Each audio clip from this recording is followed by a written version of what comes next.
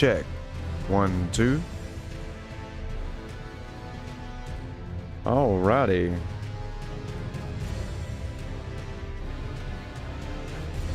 Me.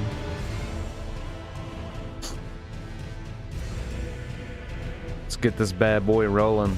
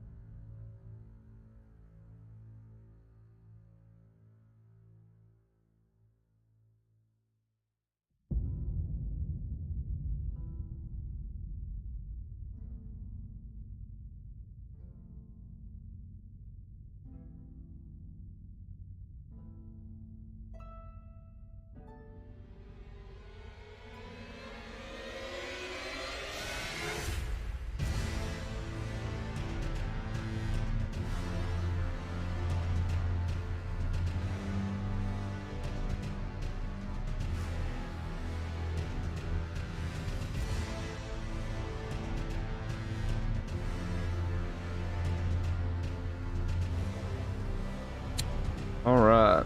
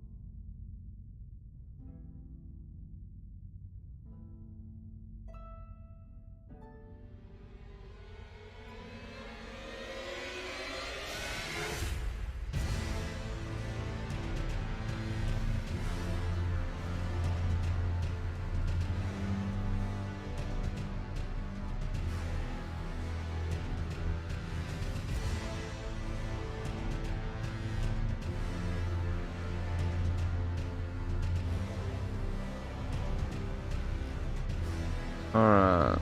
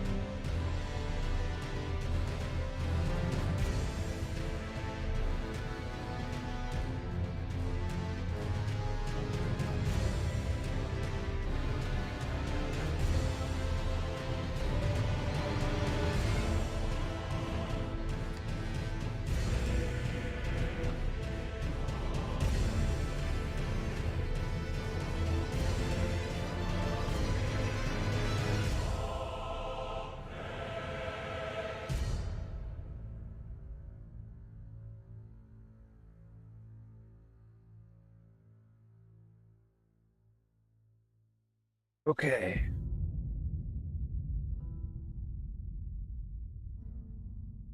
So let's play some Elden Ring.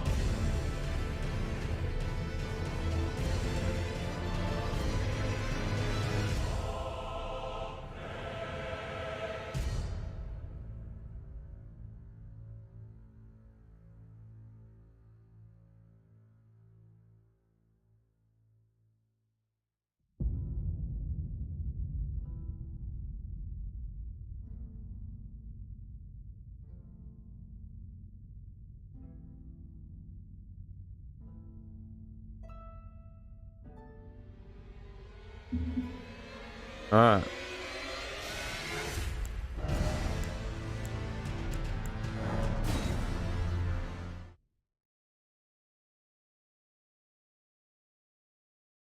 And here we go, ladies and gentlemen. So I believe let's just take our obligatory inventory real quick. Find out exactly what we did last episode. While I'm thinking about it, let me just move this. Let me just move this little goal bar. It's gonna, I feel like it's cutting off some of the, yeah, maybe we squeeze it like right there. Yeah, that's better. That way it's not taking up any more of the screen than it has to, right? Yeah, very cool. Okie dokie. So, like I said, let's just take an inventory here. So we got 33,000. We should be very close. Yeah. We got a level. So we beat the ancestral spirit last stream. So the plan now is to continue discovering what we have to discover here in order to push Ronnie the Witch's quest forward so that we can begin the RADAHN festival and kill RADAHN. So that's where we're at, and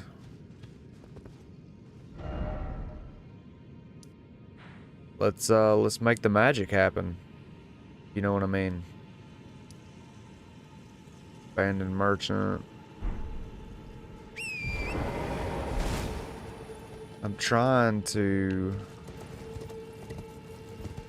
think of the way, because there is a way to get. We got our strength. I'm okay with that. There's a way to get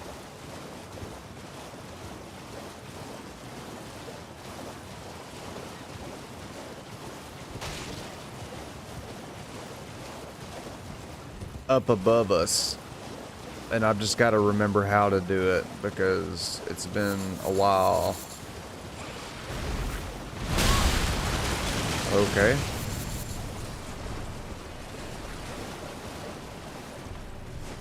How rude. That's the Miranda flower.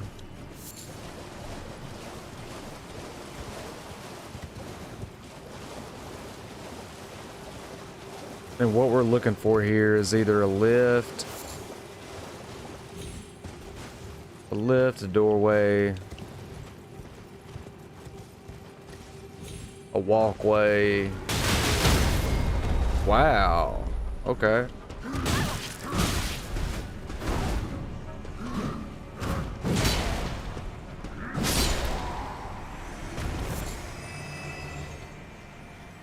Straight up killed Torrent, man. That was dirty.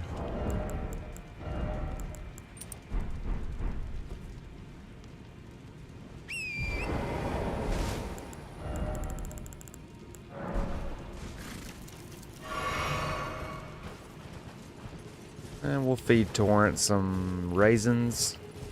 Make sure he doesn't fall out from under us again like that. A bunch of boars. Bunch of enemies. Not seeing a way out though.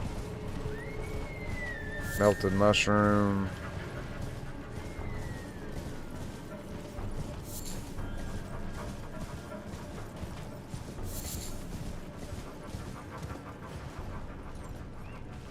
Definitely haven't been over here.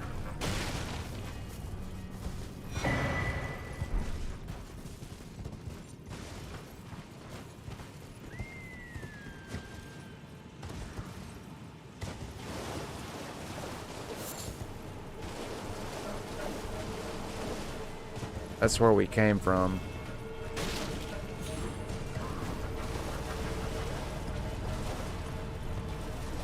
Gave him the old dip and dodge, didn't I? Okay, so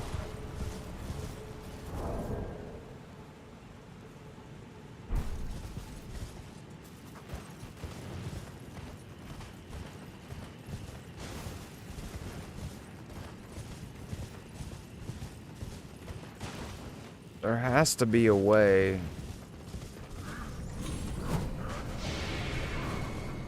I've just got to find it.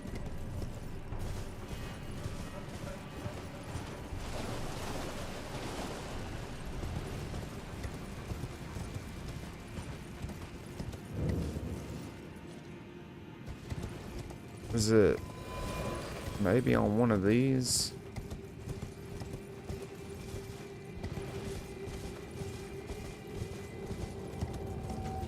It's on one of these top areas, and I'm just...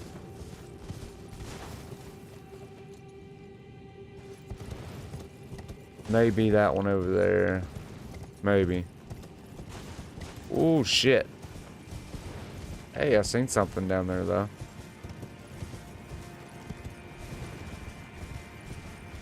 Seen an item or something down below.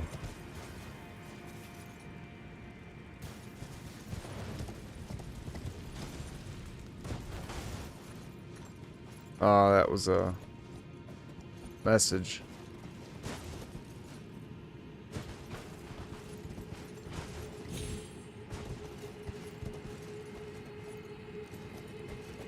You would think there would be an item here, huh? Oh, there, I did see an item. Boom. I'm not crazy. Probably crazy, but, you know, I actually saw the item. I thought I did. Oh, and there's one over there, too.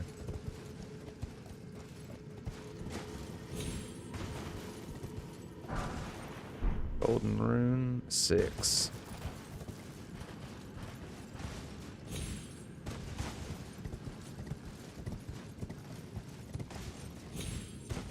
And the jumps on Torrent just really make me nervous.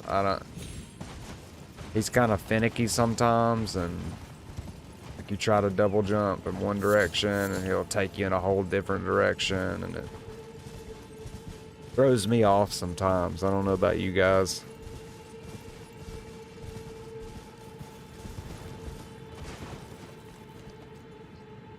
So we've already explored down there.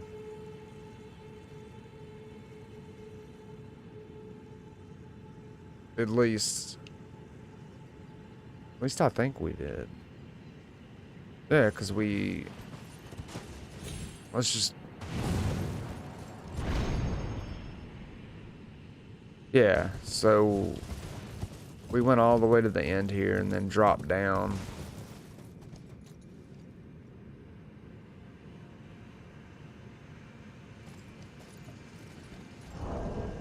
Stevie. Come on now, baby. Come on.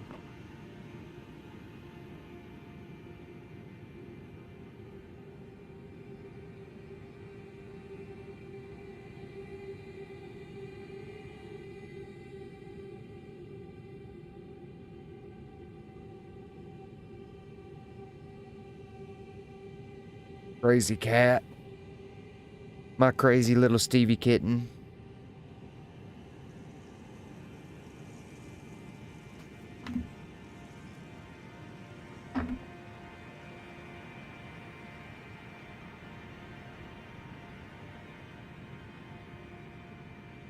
So yeah, we jumped down.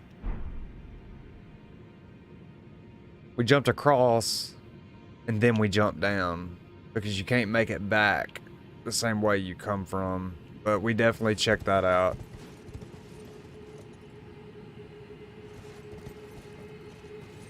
Yeah, we definitely checked that out.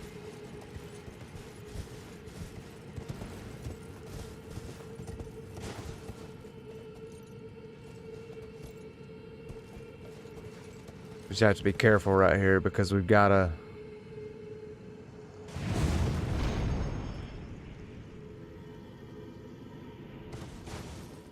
Well, we've already made it up here as well. Almost died just then, just by not paying attention. Okay, so let's keep moving. Try to find our next point of...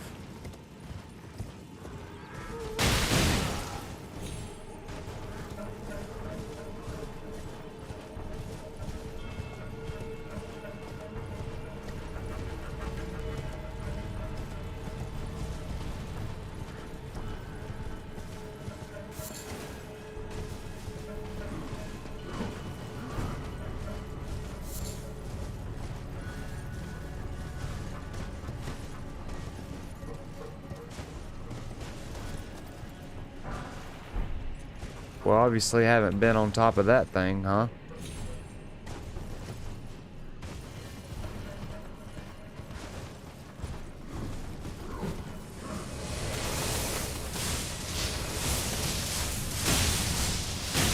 Serpentine.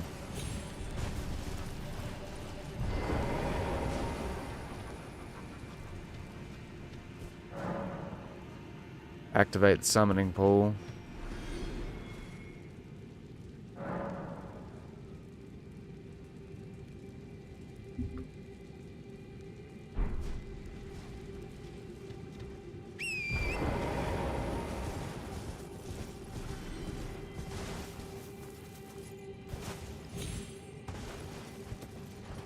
And you walk across there to get to the merchant.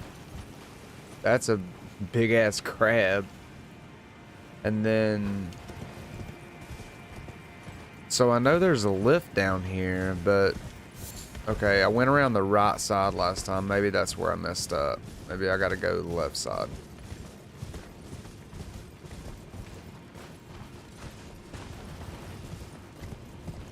Maybe I'm just missing something and I'm just...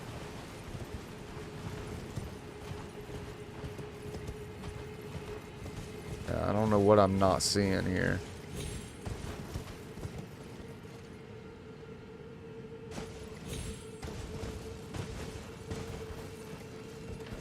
Giant rat.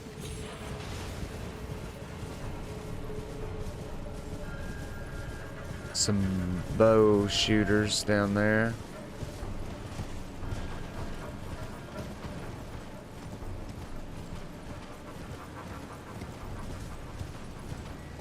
And I feel like it's like right here is where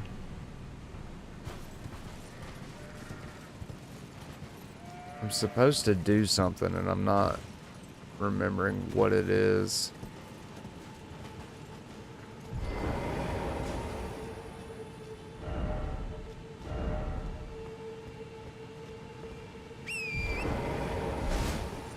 Nothing on the ground.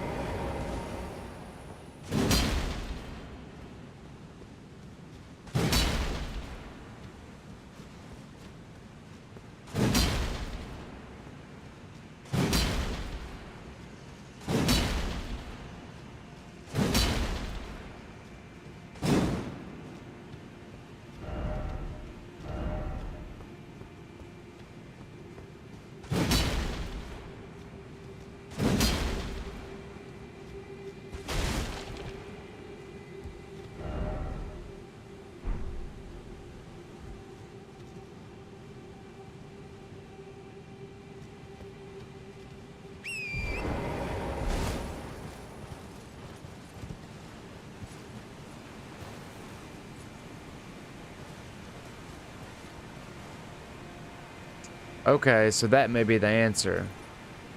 Do we go down before we go up? Maybe that's the answer.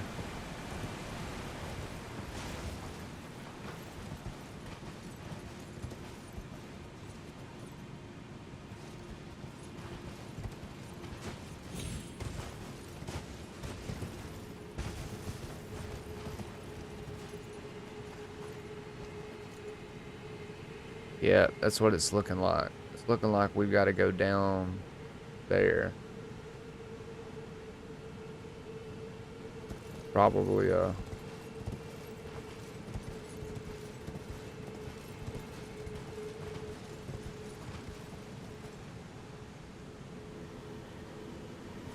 I'm not seeing anything though. As far as a way to get down there without...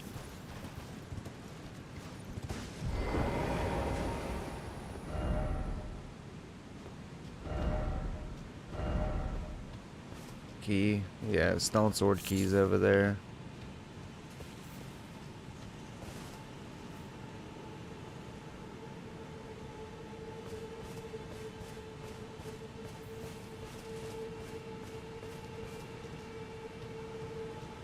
Big rock. That's just to jump down from up there, not to up there.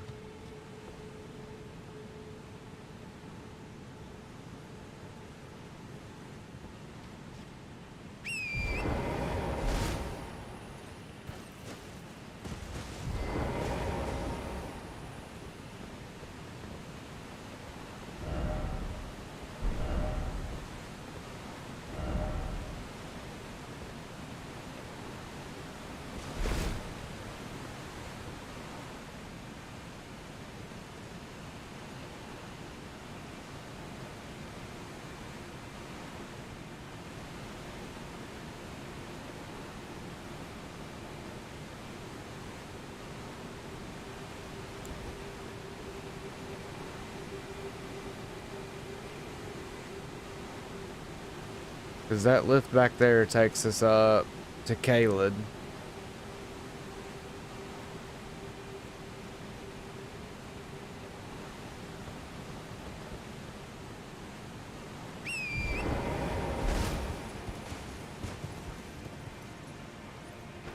Dear God.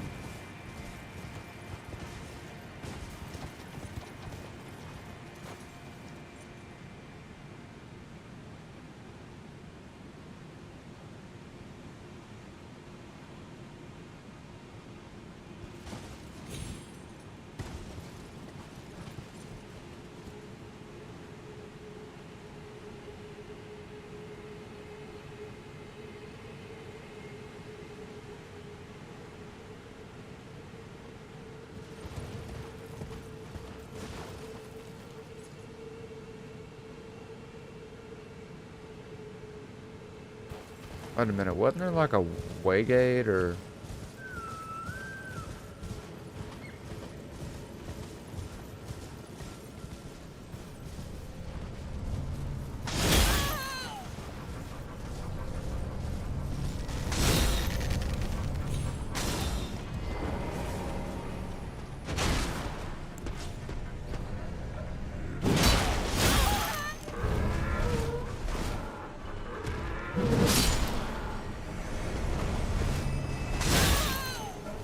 Man, those dwelling arrows are...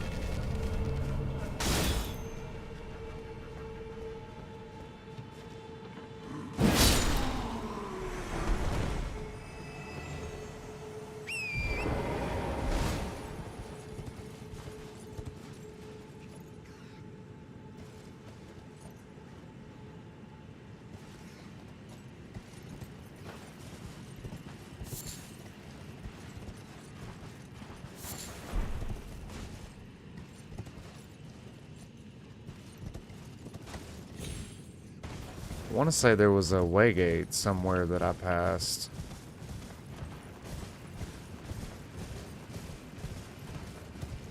No, it's not back there. I've already been back there.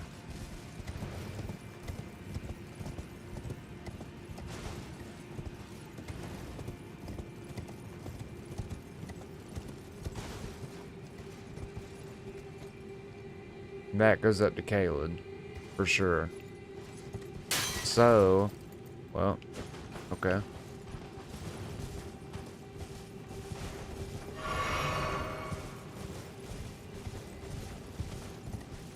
But I think that waygate just takes you further, like further down the trail. I don't think it...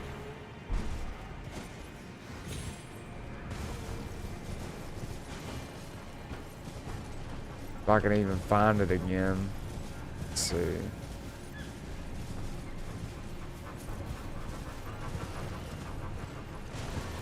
Okay, that's up to the tree. Giant rat. Again.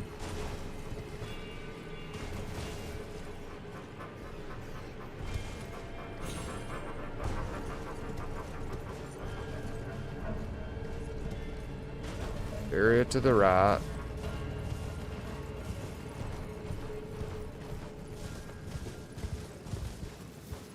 Around the bottom, let's see what's... Yeah, nowhere to go there.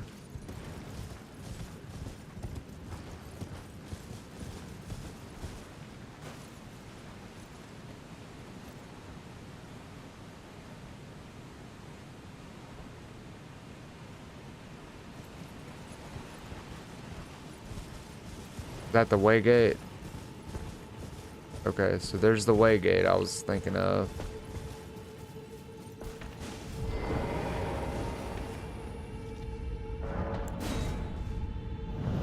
Let's see where it goes.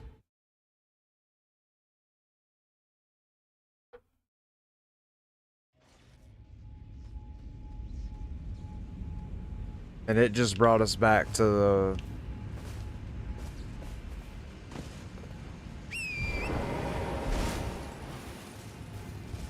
That's what I was afraid of. It just brings us back to the front of the...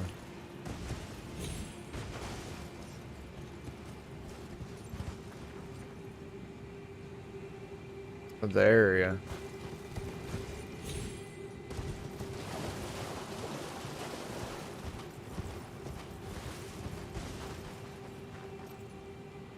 That doesn't go anywhere.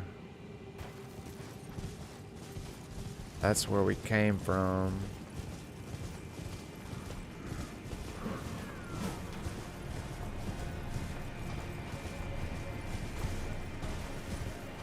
This is driving me insane because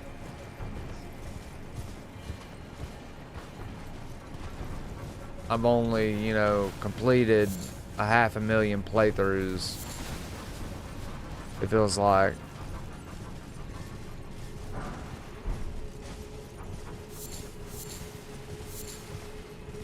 And now all of a sudden it seems like Like, I don't know what to do next.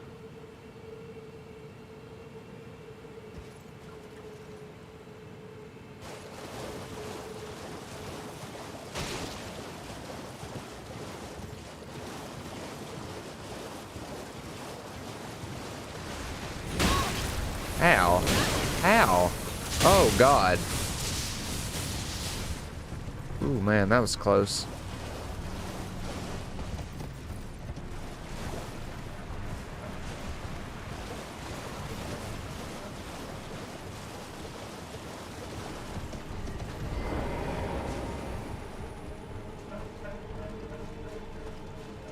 That silly little crab.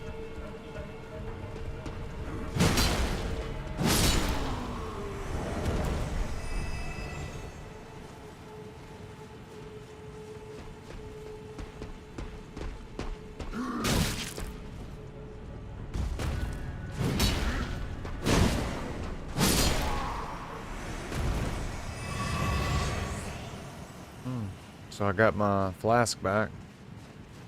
Yay.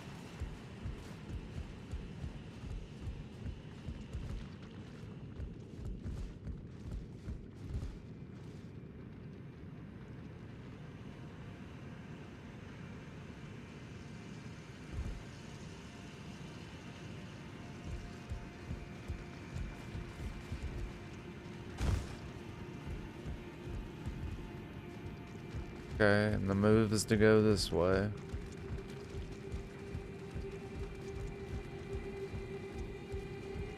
Nothing around there.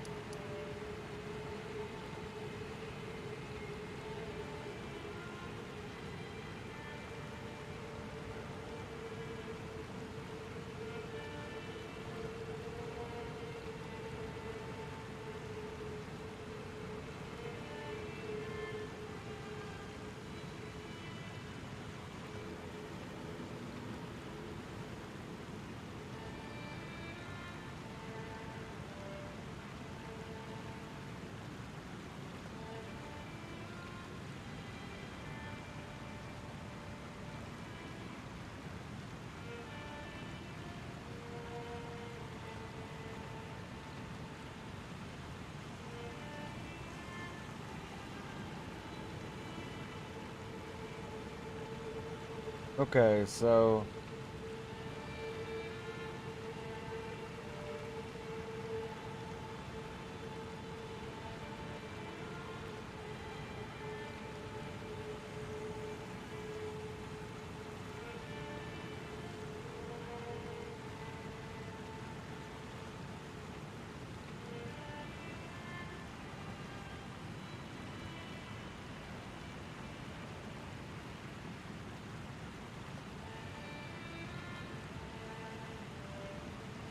okay, so that's what we gotta do.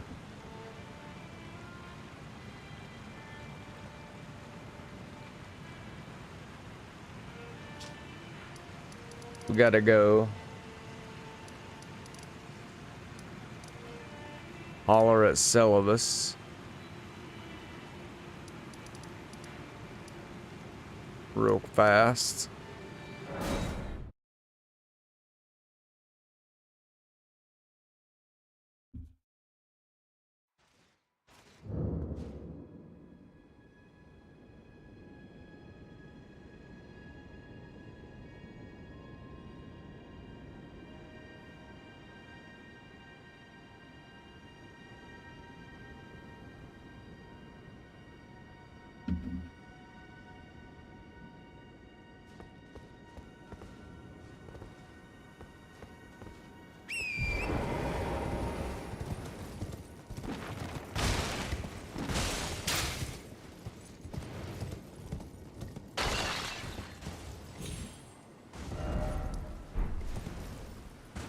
run out here and talk to Celibus real fast.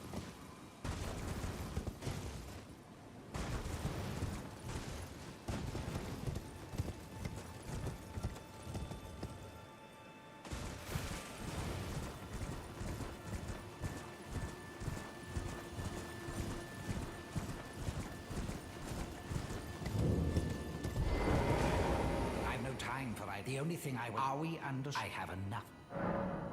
Well, well. You're asking me about that, are you?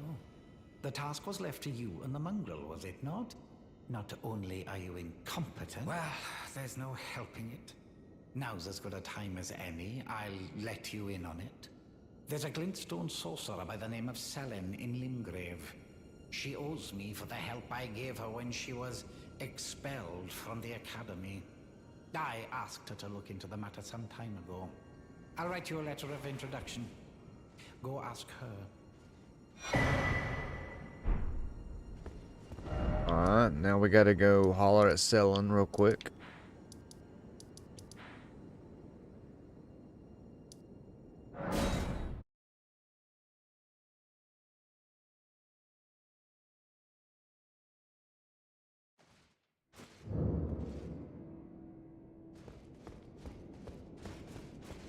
There you are, my apprentice. My Shall we apprentice. commence the lesson?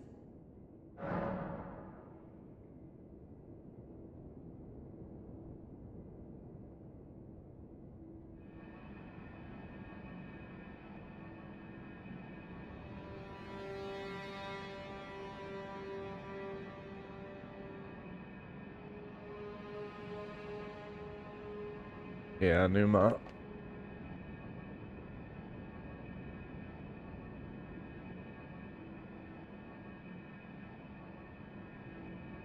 Okay. My camera was kind of out of whack there. Well, well, Celibus is not a name I ever wanted to hear again. Yeah, I It's bet. fine. If the stars alter the fate of the Karian royal family, and the fate of your mistress, Rani. But long ago, General RADAHN challenged the swirling constellations. Now he is the force that repulses the stars. If General RADAHN were to die, the stars, and so too would Rani's destiny.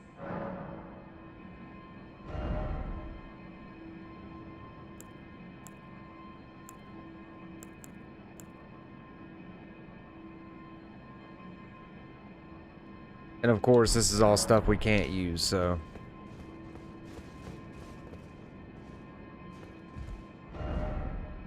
We talked to Selene.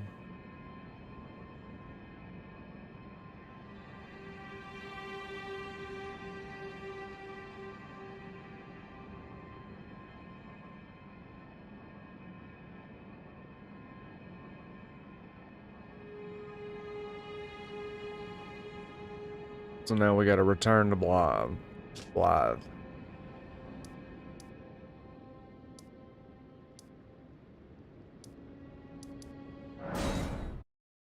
And tell him about the RADAHN festival.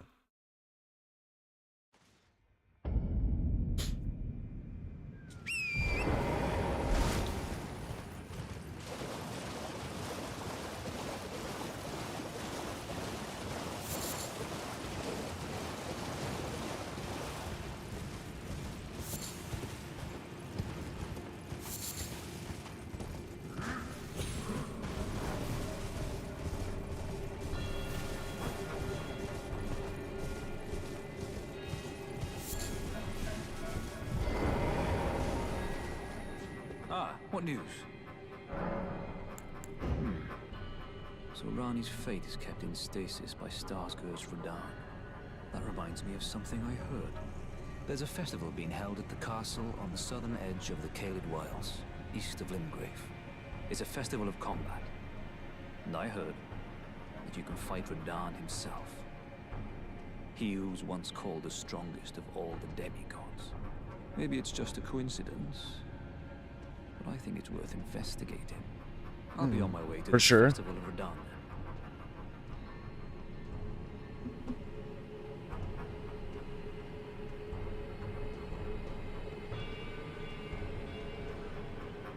You're coming too, right? I'll meet you at Red. The way ahead is pleasing.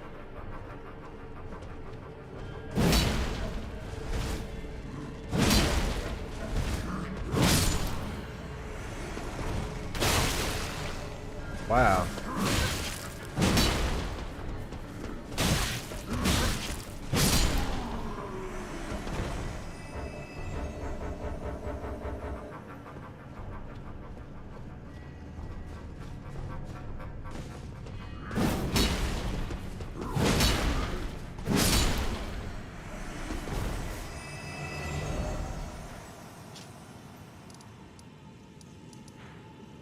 And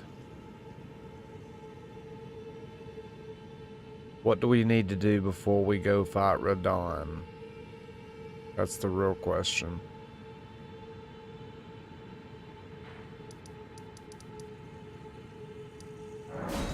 Let's just check and see if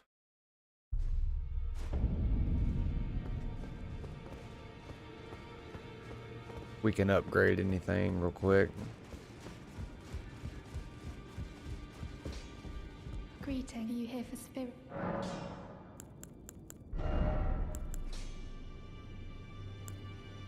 Can't upgrade Lutel. Well, I took you no matter it's lay out your own. So I do have a Somber 6.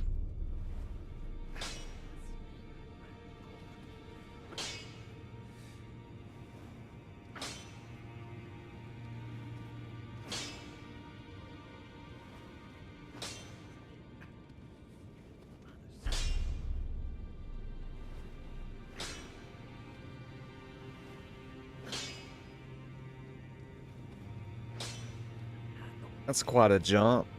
100 more damage. Oh, well, not 100. It's like 40 more damage. Yeah, I guess we'll wait on that to make sure that we're gonna stay with this grafted blade. Because I don't want to overinvest in the grafted greatsword if we're not gonna hold it the whole time. So we'll just go, yeah, we'll just go fight RADAHN with what we got. Oh, let's go ahead and get this level real fast.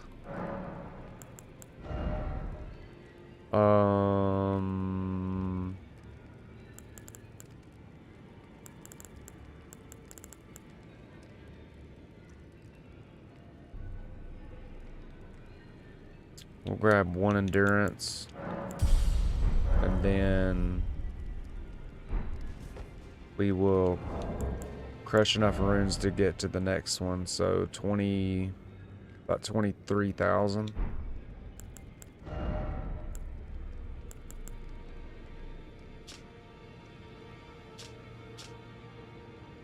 I think this one's worth 10 or 20,000.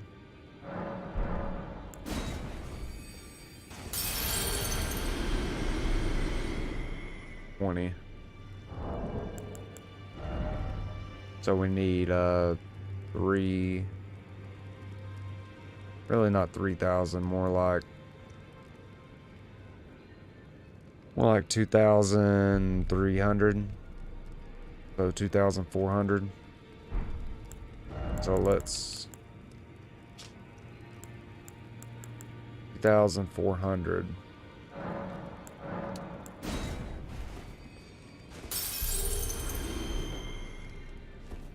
And we'll grab another level. We'll grab another vigor level and we'll stop. That'll be enough vigor for a while. Got 41 runes. You can't beat that.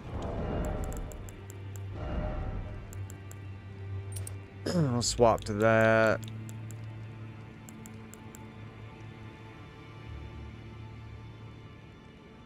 Stamina and equip load. So we'll just, yeah, I guess we'll just stay with what we got as far as all that goes. And let's go fight RADAHN, I guess, huh?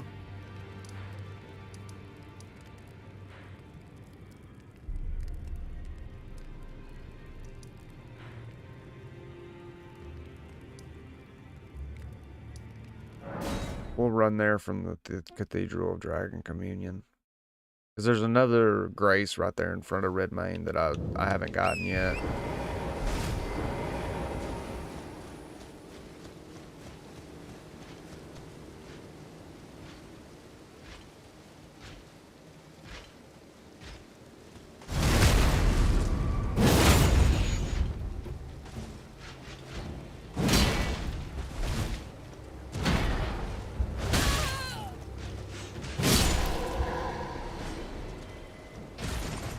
God damn it, man. I just want his armor, you know what I mean? That's all.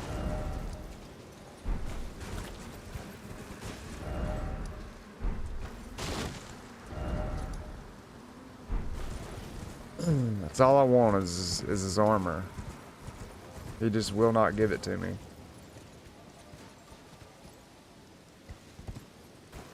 We have got to be vigilant right here because those things will run you down.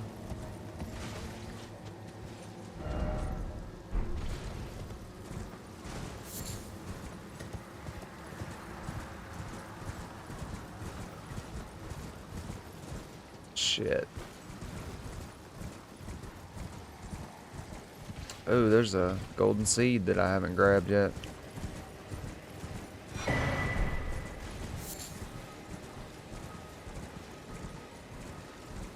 Oh, red-eyed dog. No, sir. Not today.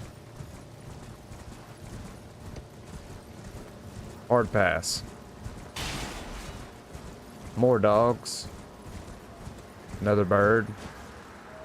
Hard pass, hard pass.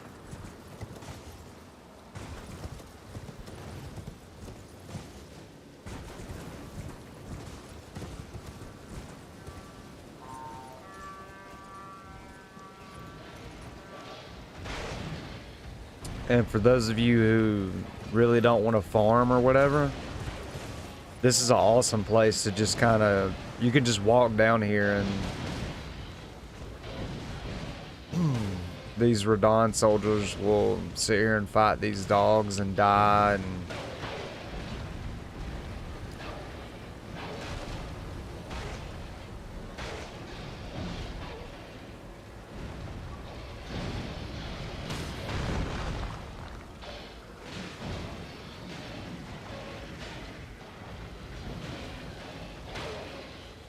bunch of free souls or runes, you know what I mean? Let's see, there's an item down there though, one that I see.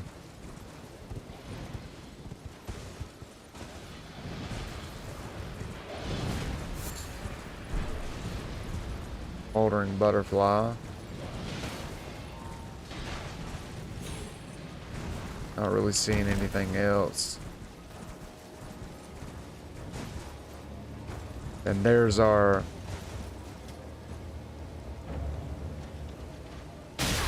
Oh yeah, I forgot about the tower. We can climb it too.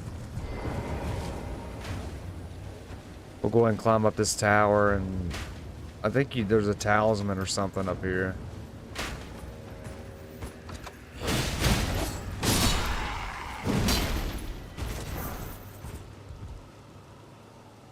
Of course he fell before I grabbed the weapon he dropped.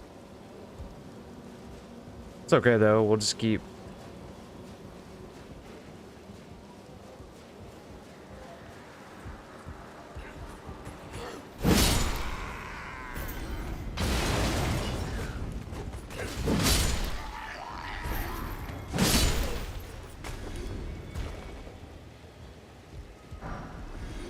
Ooh, soldier greaves. Those may actually be better than what we...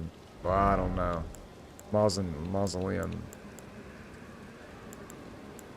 Yeah, they're gonna be... Well, they're the same on physical, but worse in every other way, so...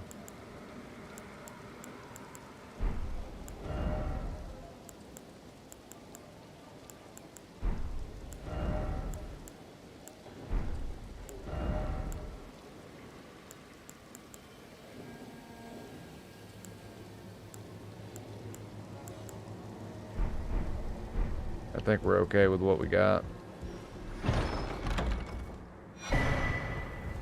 Arrow Sting. Yeah, I knew it was okay. So we got the Arrow Sting Talisman, which I think is for damage, and the other one is for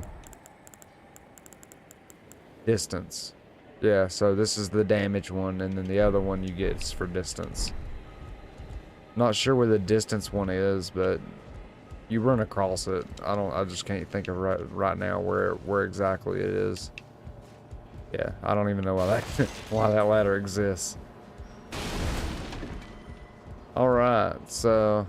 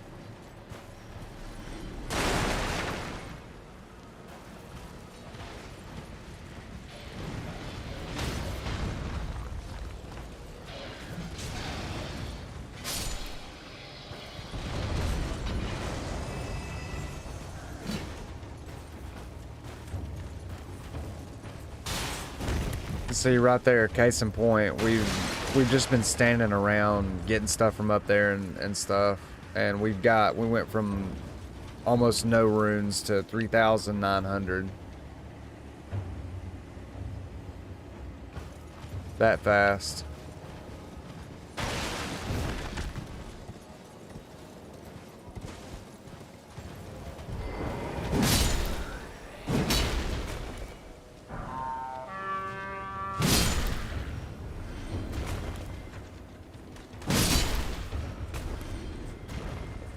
Oh man, there's a few of y'all, huh?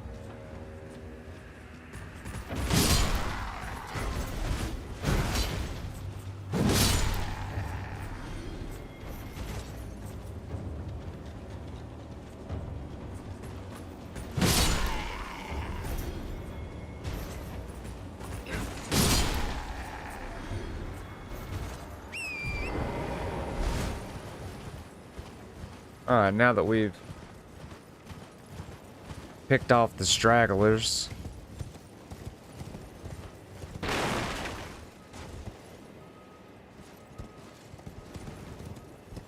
scared me. I thought we was getting shot at or something.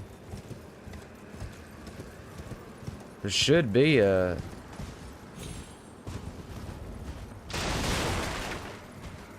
Oh, well maybe not, because the festival is going on.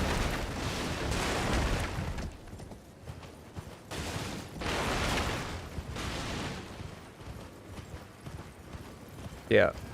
So it's unguarded because the festival's going on.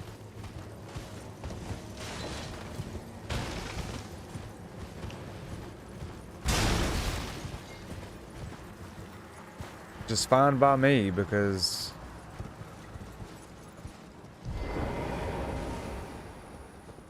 why is the gate down?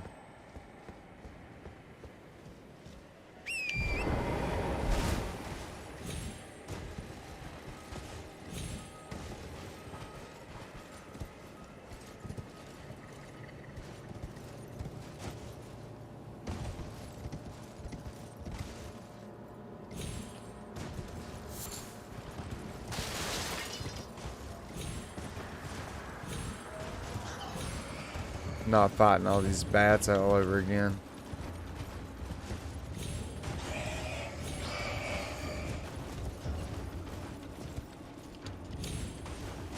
Whoa.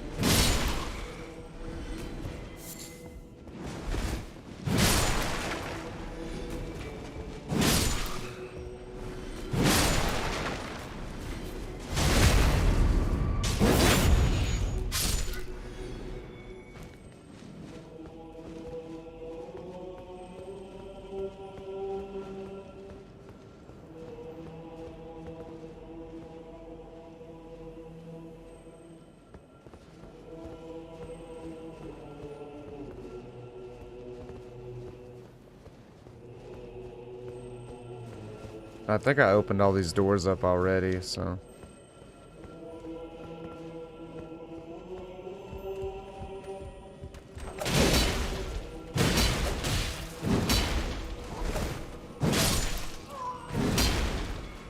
There we go.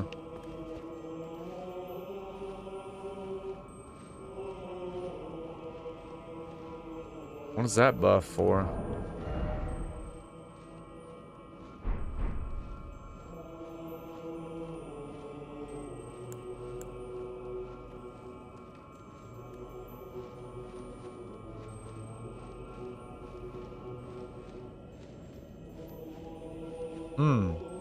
I don't know why it just gave me that buff like that. Of course, this door's closed now.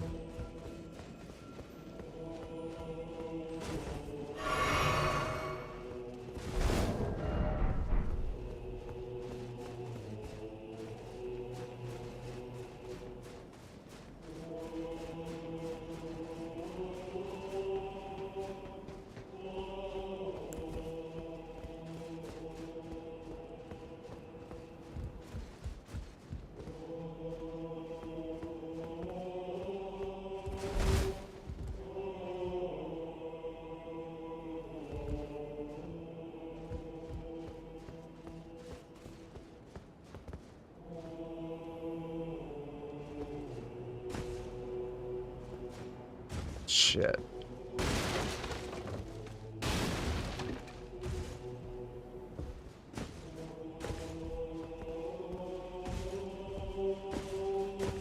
Why does it keep falling off?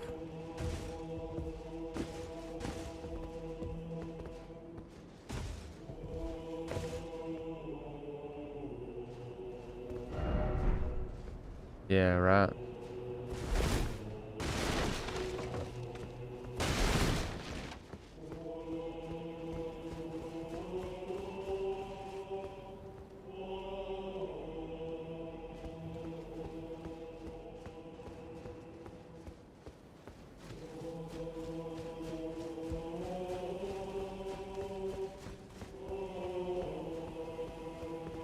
This courtyard would normally be full of people, but it's not now, of course. And actually,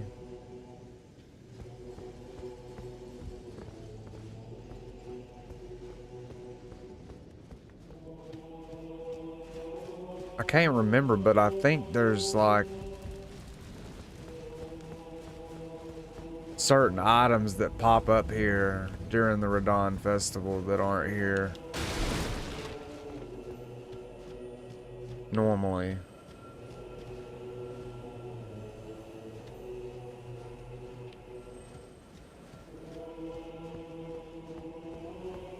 Not seeing anything.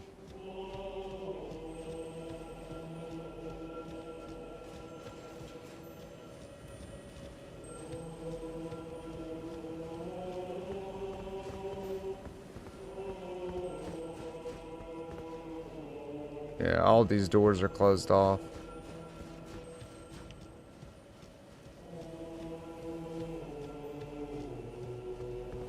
Nothing over there either. Wow.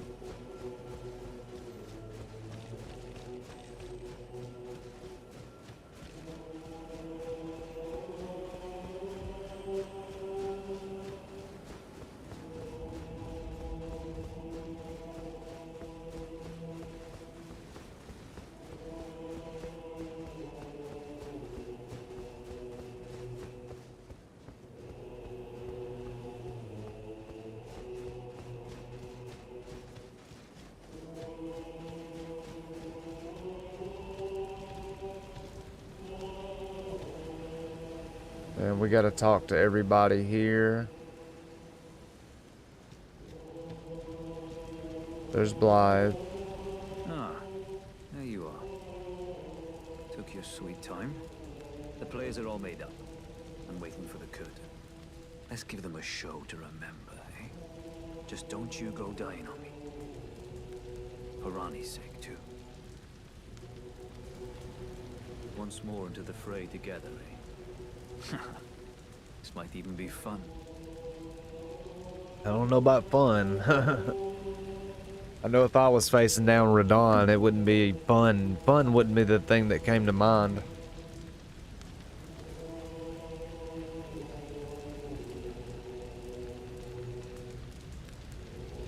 That's just me, though.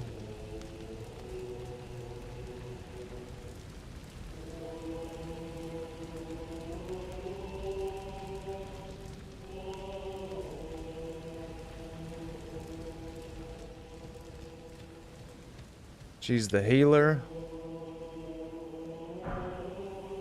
Light bow. Champions, welcome. The stars have aligned. The festival is nigh. General RADAHN, mightiest demigod of the Shattering, awaits you. Champions, prepare for battle! Defeat the General, claim glory, and grab that great rune! A celebration of war! The RADAHN Festival!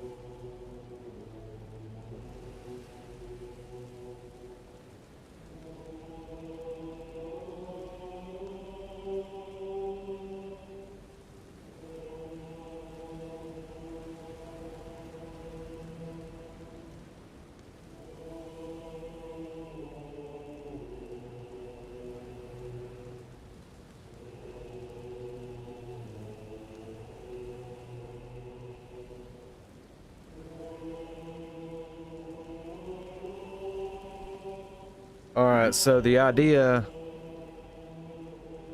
is to... We're not gonna try hard, RADAHN.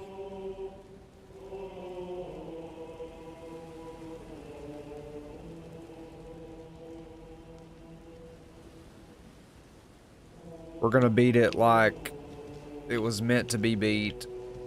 That way anybody watching this in the future, if they do like wonder how other people beat RADAHN, they'll be able to see. Thought you could talk to these people, but they're ghosts. Hey, there's Alexander. You came. How delightful. Indeed, I thought I might find you here. By the by, do you know for whom this festival is being held? Well, it is none other than General RADAHN himself. To think, I could face a great champion of the Shattering, a demigod in the flesh. Oh, gosh. In truth, I quiver at the thought. Such is his frightful repute. But the fear simply assures me the ordeal is worth undertaking. Be sure to get a good vantage, my friend. I, Iron Fist Alexander, do hereby vow to unflinchingly brave this ordeal. Be sure to get a good... Iron... Yeah. So Iron Fist Alexander's gonna unflinchingly brave this ordeal. Thought there was another person here other than...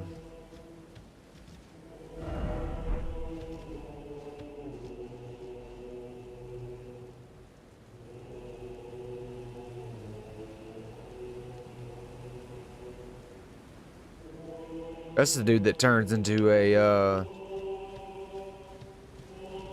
bloody finger later. So I guess that's everybody. Let's go ahead and get our health back. Then it's time to kick this bad boy off. Well, let's check and see what our spells are, see if there's anything we want to change out here. I mean, not really, huh? We may change...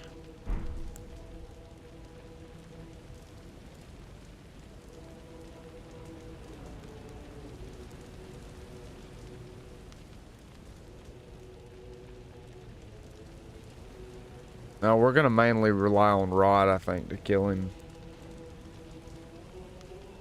Just because.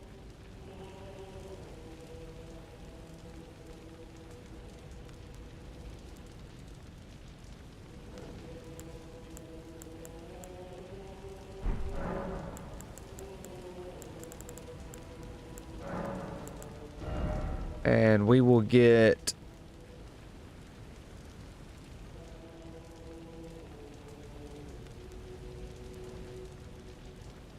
I would think two would be enough.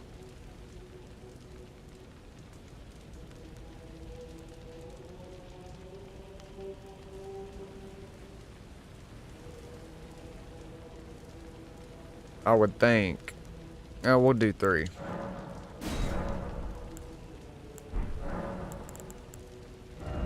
Our wondrous physic should be fine the way it is. We did get some new stuff. We got the spot crack tier and the lead and hard tier.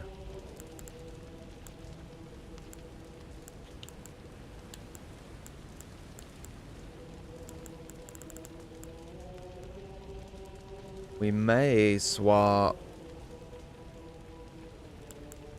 Yeah, we'll swap for the Opaline.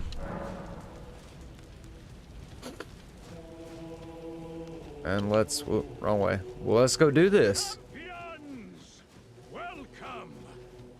The stars have aligned. The festival is nigh. General RADAHN, mightiest demigod of the Shattering, awaits you.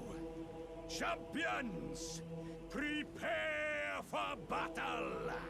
Defeat the general, claim glory, and grab that great rune.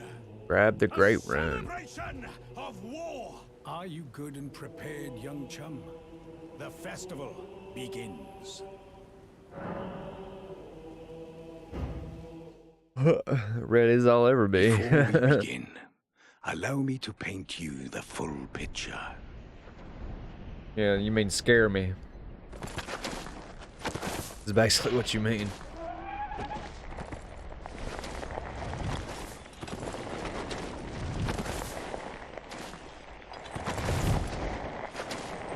General RADAHN is cursed ever to wander.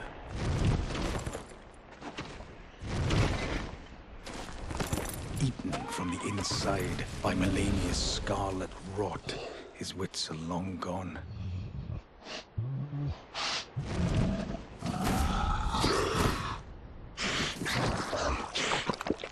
Now he gathers the corpses of former friends and foes alike, gorging on them like a dog.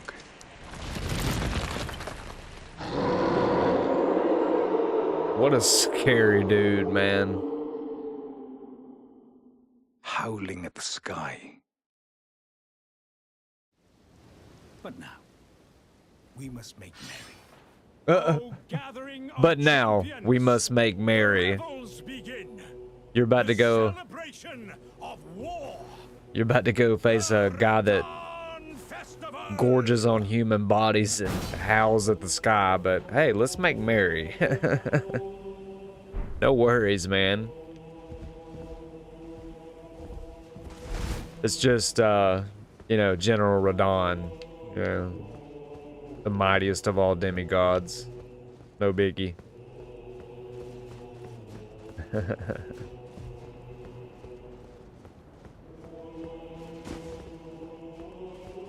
I swore there was a... Oh, I may have already snagged it.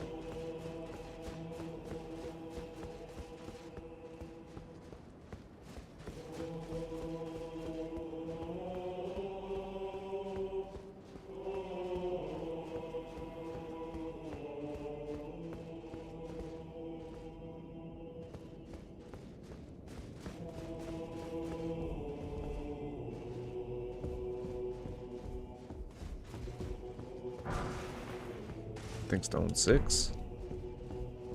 We'll take it.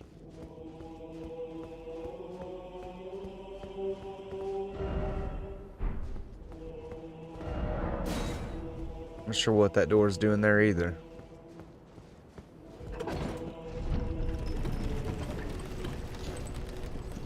It's crazy too that he can, that like he's lost all of his wits, but he's still able to fight.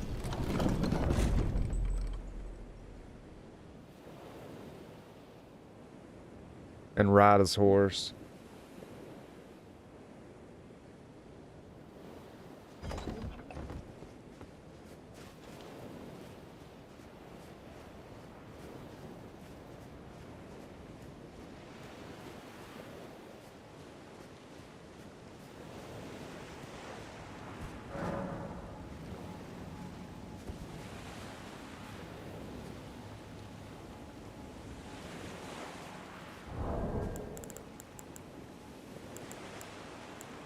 So let's see if anybody wants to help with the RADAHN. Just to, I never use these, so.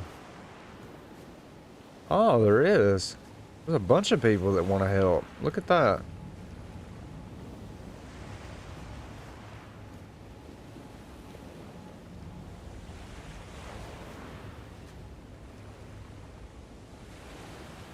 I was hoping there would be a, I don't know, he's using the Vax spear, so.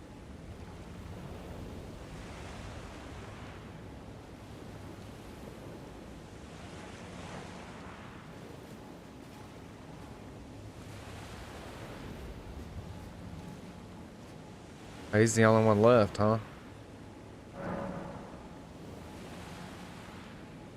Tatus? Sure, we'll bring him in.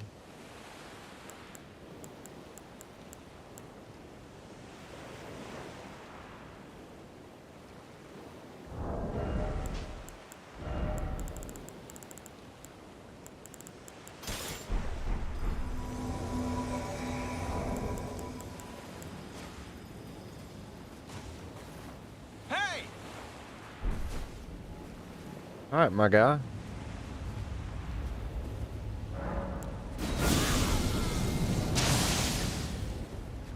Let's do this.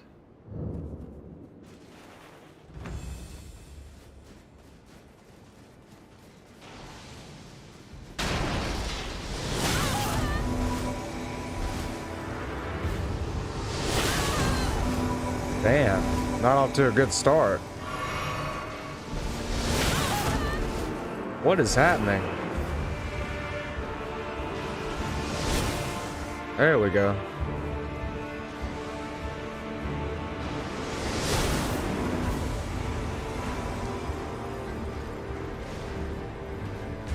Oh shit. So I don't get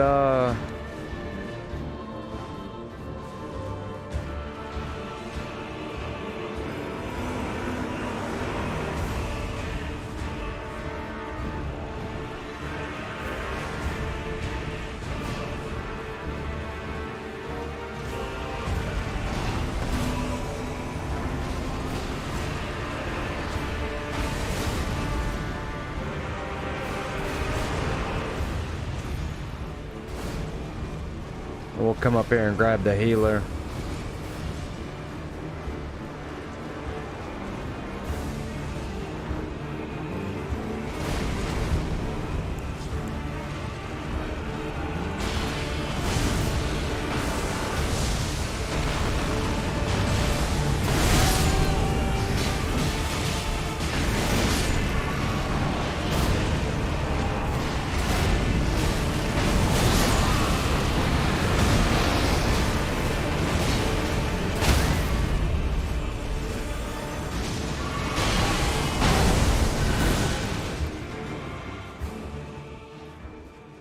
There he goes.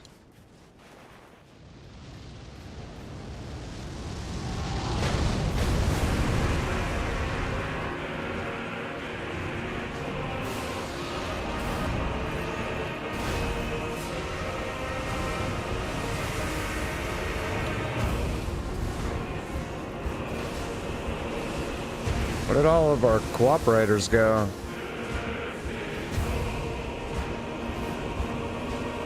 There's 2 more. 3 more.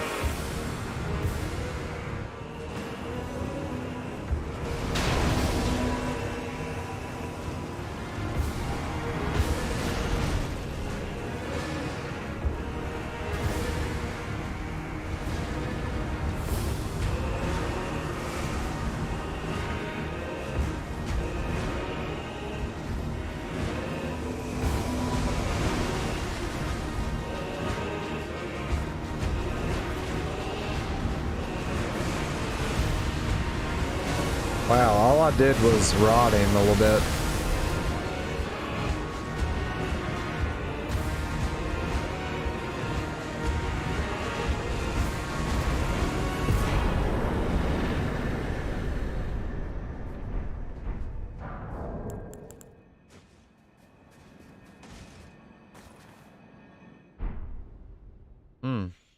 Well, that was quick and easy, wasn't it?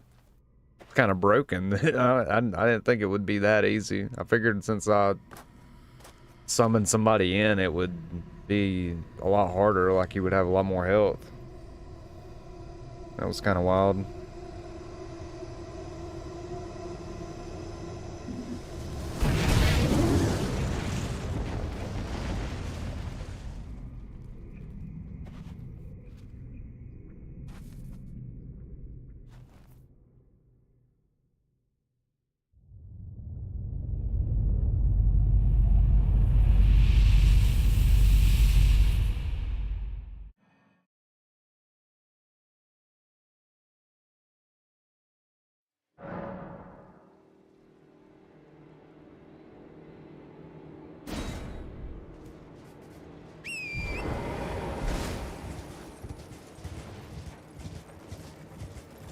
Now that we got Torrent, let's ride around and get all the little items that are out here.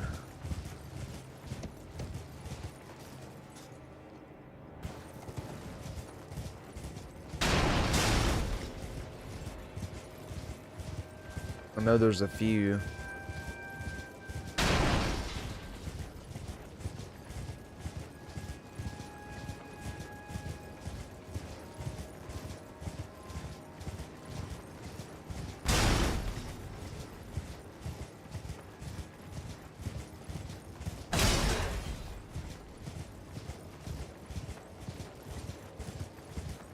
There's that sunken shit.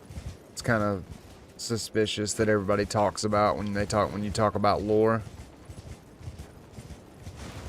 You know, like what is that doing out there, right? All this stuff on the coast. Whose ship is that? Where were they sailing from? Where were they sailing to? Definitely interesting because you don't see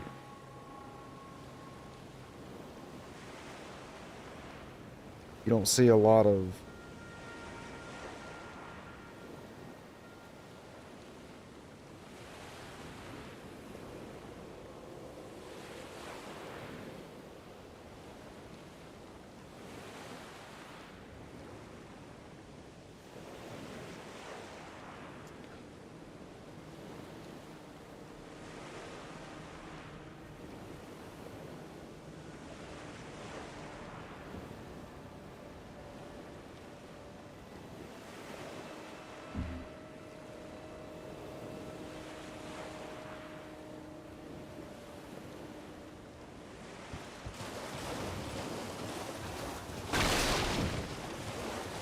if nothing else, we'll just go over here and grab this grace for the grave, the catacomb that's over here.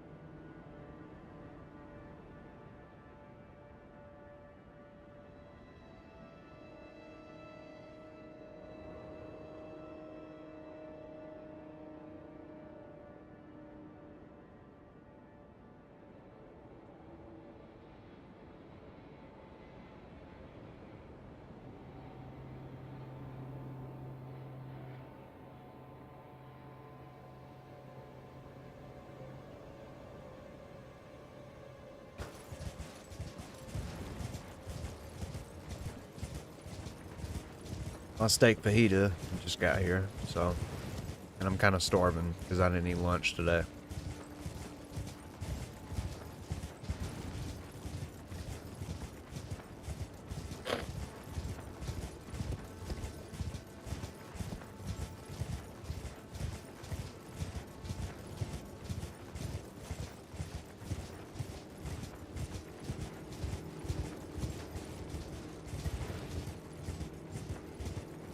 Stevie. What are you doing, Stevie? Hey, Stevie. Look. Here's the Stevers. The Stevie. Stevie, baby. Go ahead, baby.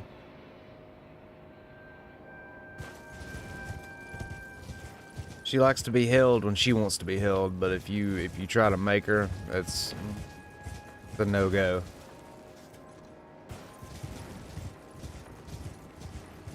She's spoiled rotten.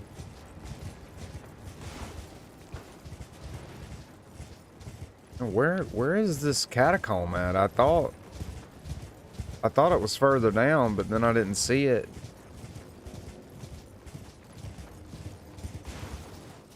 I must have overshot it or something.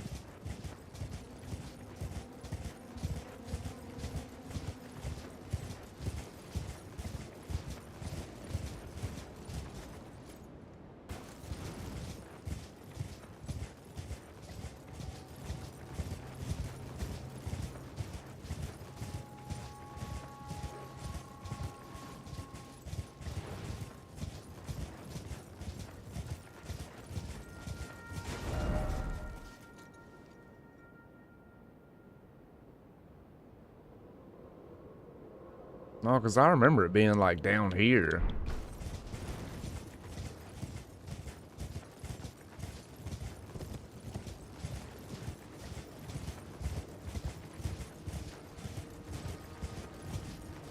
Yeah, it is. It's down there toward the back end. The hell did I just get some runes from?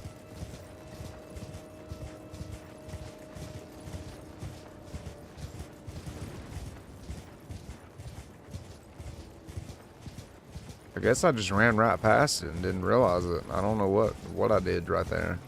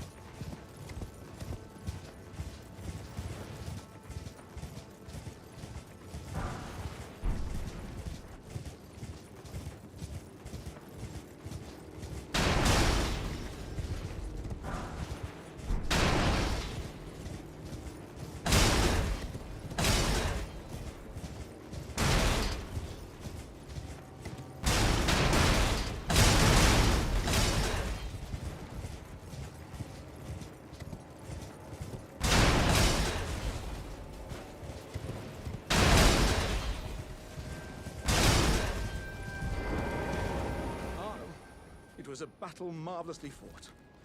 You are well and truly a champion, friend. I, on the other hand, am nothing but a crock. One hit was all it took to crack me, and for my insides to come spilling out. After that, I hid like a coward. And as such, I can hardly stand to face one such as you. As luck would have it, there's a veritable mountain of warriors' bodies right here. If I can just squeeze this bunch down inside me, I'll be a mighty warrior again in no time. And you know, the bodies found here are exceedingly fine. Who could expect any less from the very warriors who fought in the Shattering? The greatest of all wars. Just you wait and see, friend. I'll grow even stronger. Just you wait when next we meet. Good old Alexander. The bodies found here are We'll holler at Blood. Ah, good. Oh, what a sick way. The glory of the clash is shared. By RADAHN. And you. And did you see that afterwards? A falling star right before our eyes. I can't fathom how RADAHN was holding back something of that scale. He was a living legend if ever I saw one. And the path has now been cleared. To Nokra, where Ranni's fate will be decided. Let's meet where the falling star bit the earth. We'll take up our swords once more. For Mistress Ranni. Yep. Let's meet where the fallen will go Okay. into battle. I only...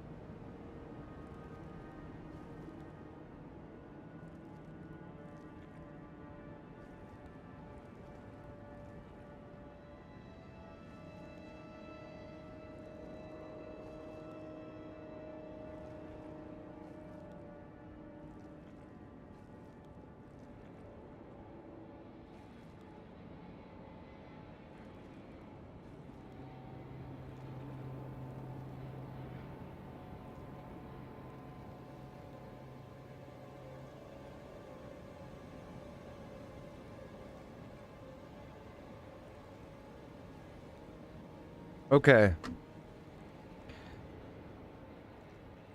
So, something a little different. We are going to pause for a second.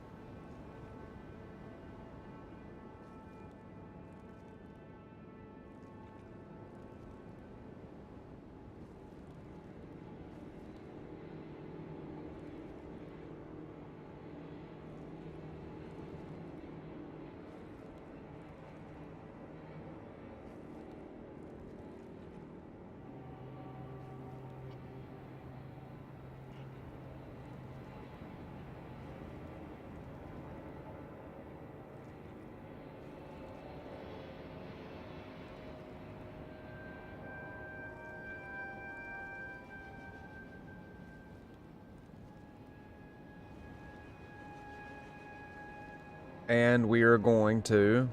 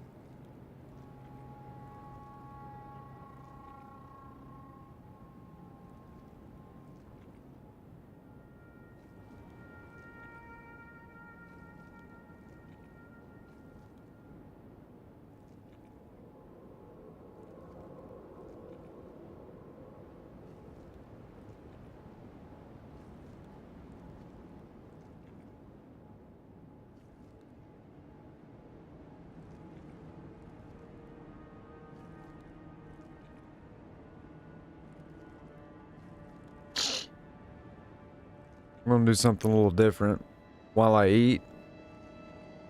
And we are going just for about 30 minutes.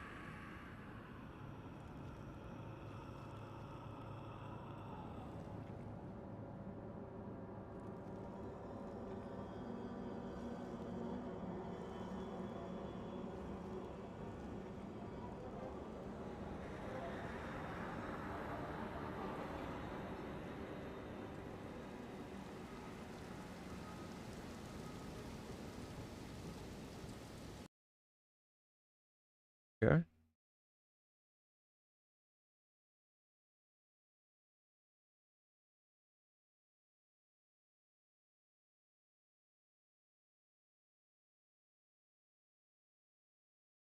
And my microphone will still be running. We're just going to check out a couple of these short clips. But during a forest fire, heat causes the cones to open up, releasing the seeds.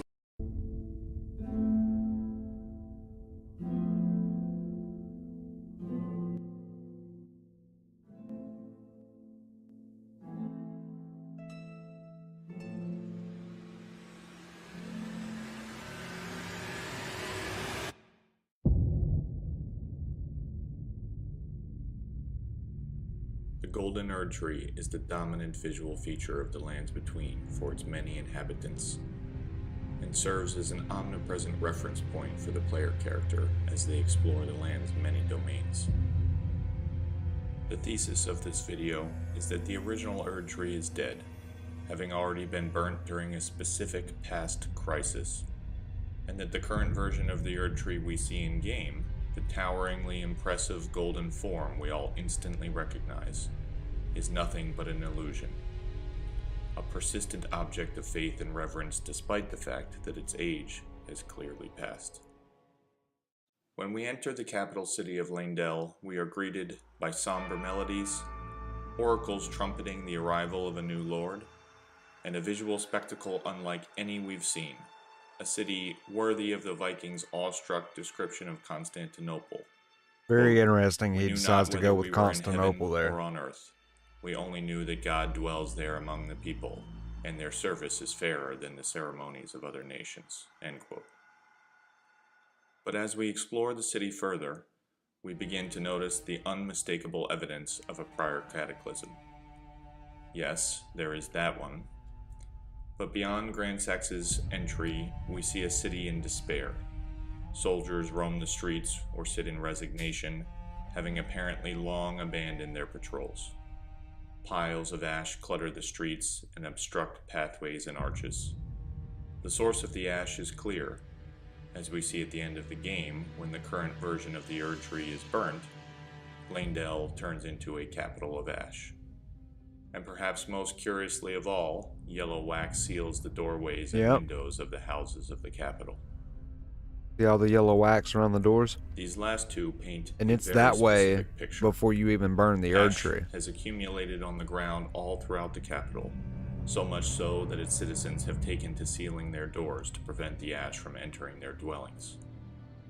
This brings to mind the practice of families in the American Midwest during the catastrophe of the Dust Bowl, who would seal their windows and doors in vain attempts to prevent the incessant dust from entering their homes. So, the Erd tree was burnt once before, and it is the source of the ash in the contemporary version of Leyndell. The prior burning event was so destructive to the working of the capital that its citizens took very specific measures to counteract it, but are nonetheless left in the sorry state that we find them in game. But then, what is the current version of the Erd tree that we see? Well, the golden seed item description makes it clear. Quote, "A golden seed found at the base of an illusory tree. When the Elden Ring was shattered, these seeds flew from the Erd tree, scattering across the various lands, as if life itself knew that its end had come." End quote. This item description explicitly tells us that the golden trees under which we find the golden seeds are illusions. The implicit juxtaposition being with the minor Erd so they're trees, not real trees. offspring of the Erd tree, which we can see are made of actual physical wood and bark.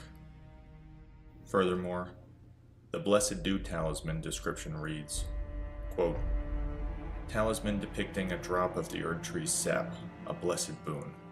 It was once thought that the blessed sap of the Erd tree would drip from its boughs forever, but that age of plenty swiftly came to a close, and with time, the Erd tree became more an object of faith." End quote.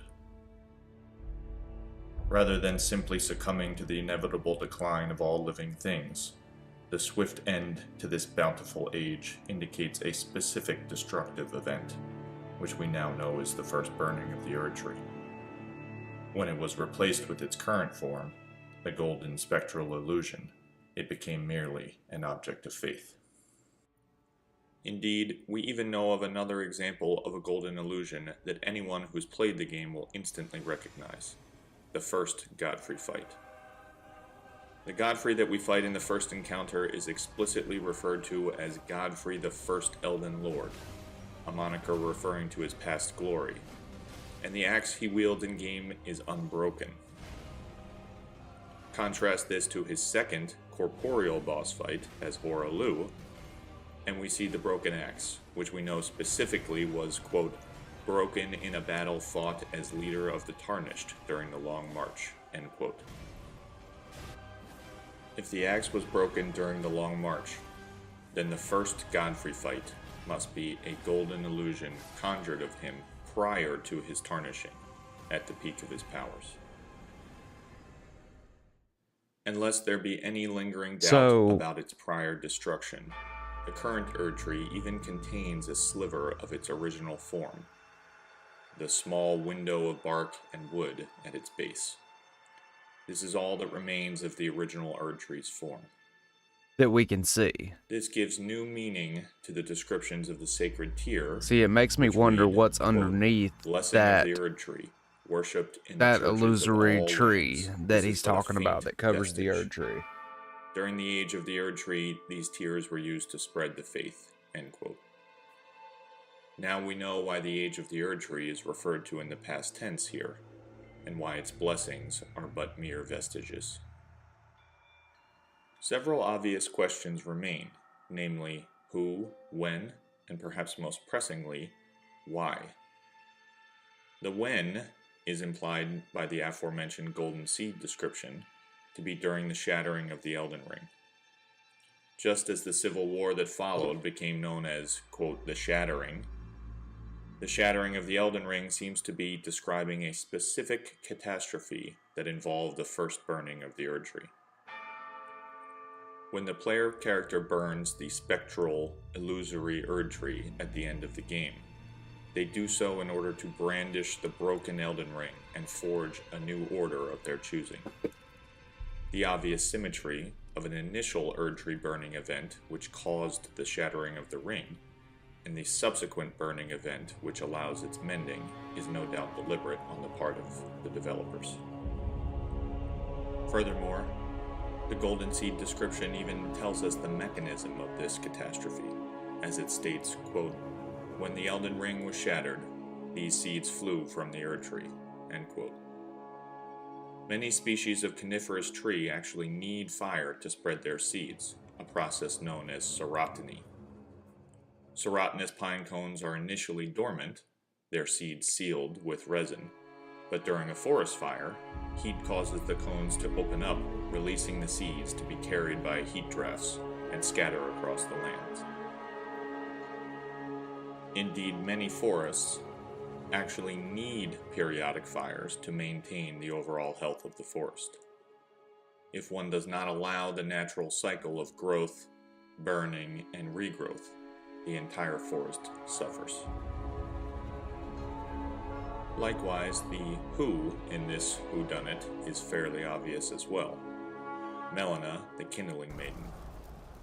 Melina burnt the Erdtree before, though her accomplices are less clear. Indeed, that is why she yet lives, in her own words, quote, burnt and bodiless, end quote. She is the Kindling Maiden, and when she meets with her mother Marika in the Erdtree, she is reminded of her singular purpose in life, to burn down the Erdtree. O Erdtree, you shall burn. I wish to journey with you, once more, to the flame of ruin, far above the clouds. So that's been Melina's purpose from the start, evidently. Like at the start of everything. I can set the Erdtree aflame and guide you down the path to becoming Elden Lord. Melena's entire arc, from her coyly offering us an accord, playing the role of maiden, even helping us defeat Morgoth the Omen King, right through to the end of the game, is to fulfill her original purpose given to her by her mother inside the Erd Tree, to finish what she started and destroy the Erd Tree. The why of this plot is inextricably related to the question of how this first attempt failed, and that is a story for another day.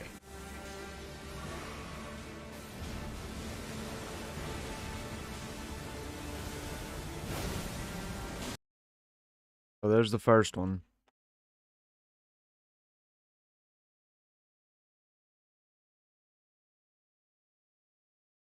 And we'll kind of jump around to another interesting one.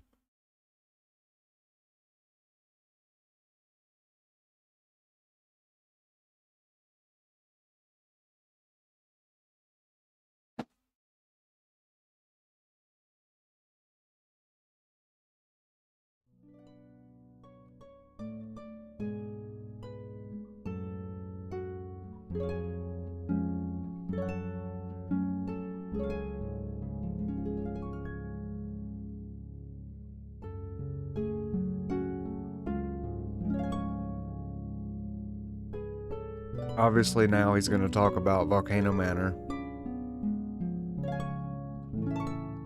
and why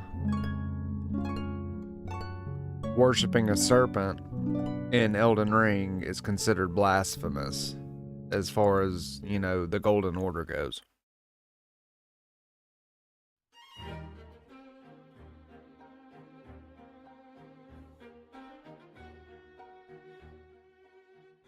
Hello everyone. We here at the headquarters of Tarnished Archaeology have been enjoying the Colosseum DLC over the past couple of months. It's quite a bit of chaotic fun, and a welcome addition to tide us over until Story DLC arrives, and we can sink our teeth into a whole new set of ruined architecture and statues. It may surprise you, though, that in the Colosseums of Elden Ring, like those of real-world Rome, a very specific story was played out, meant to entertain and distract the ancient spectators. It is the story of the Crucible Knights and the defeat of their ancient enemy, the Serpent God. As has been pointed out by others, including the up-and-coming rising star YouTuber known as VatiVidya, you all should check him out by the way, we see great things in his future. The ritual shield and sword talismans, which speak of ritual combat in the Colosseum, are clearly modeled off of the Crucible Knights' sword and shield, indicating that the Crucible Knights themselves once participated in ritual combat back in the heyday of the Colosseum. As for their enemies, well, they wear the icons of snakes, which are seen as traitors to the Erd Tree. And The snake bracelets. their armor set, quote, "The audience delighted in seeing their bronze effigies beaten and battered," end quote.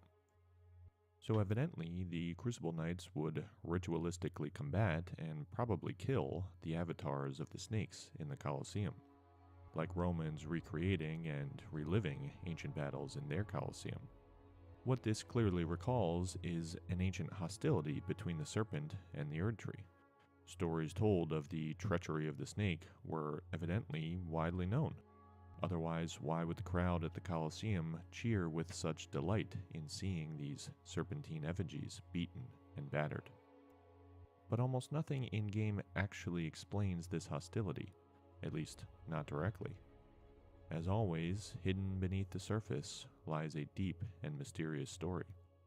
The story of the Erd Tree, its ancient enemy, the Serpent God, and the Lands Between's long-forgotten pagan past.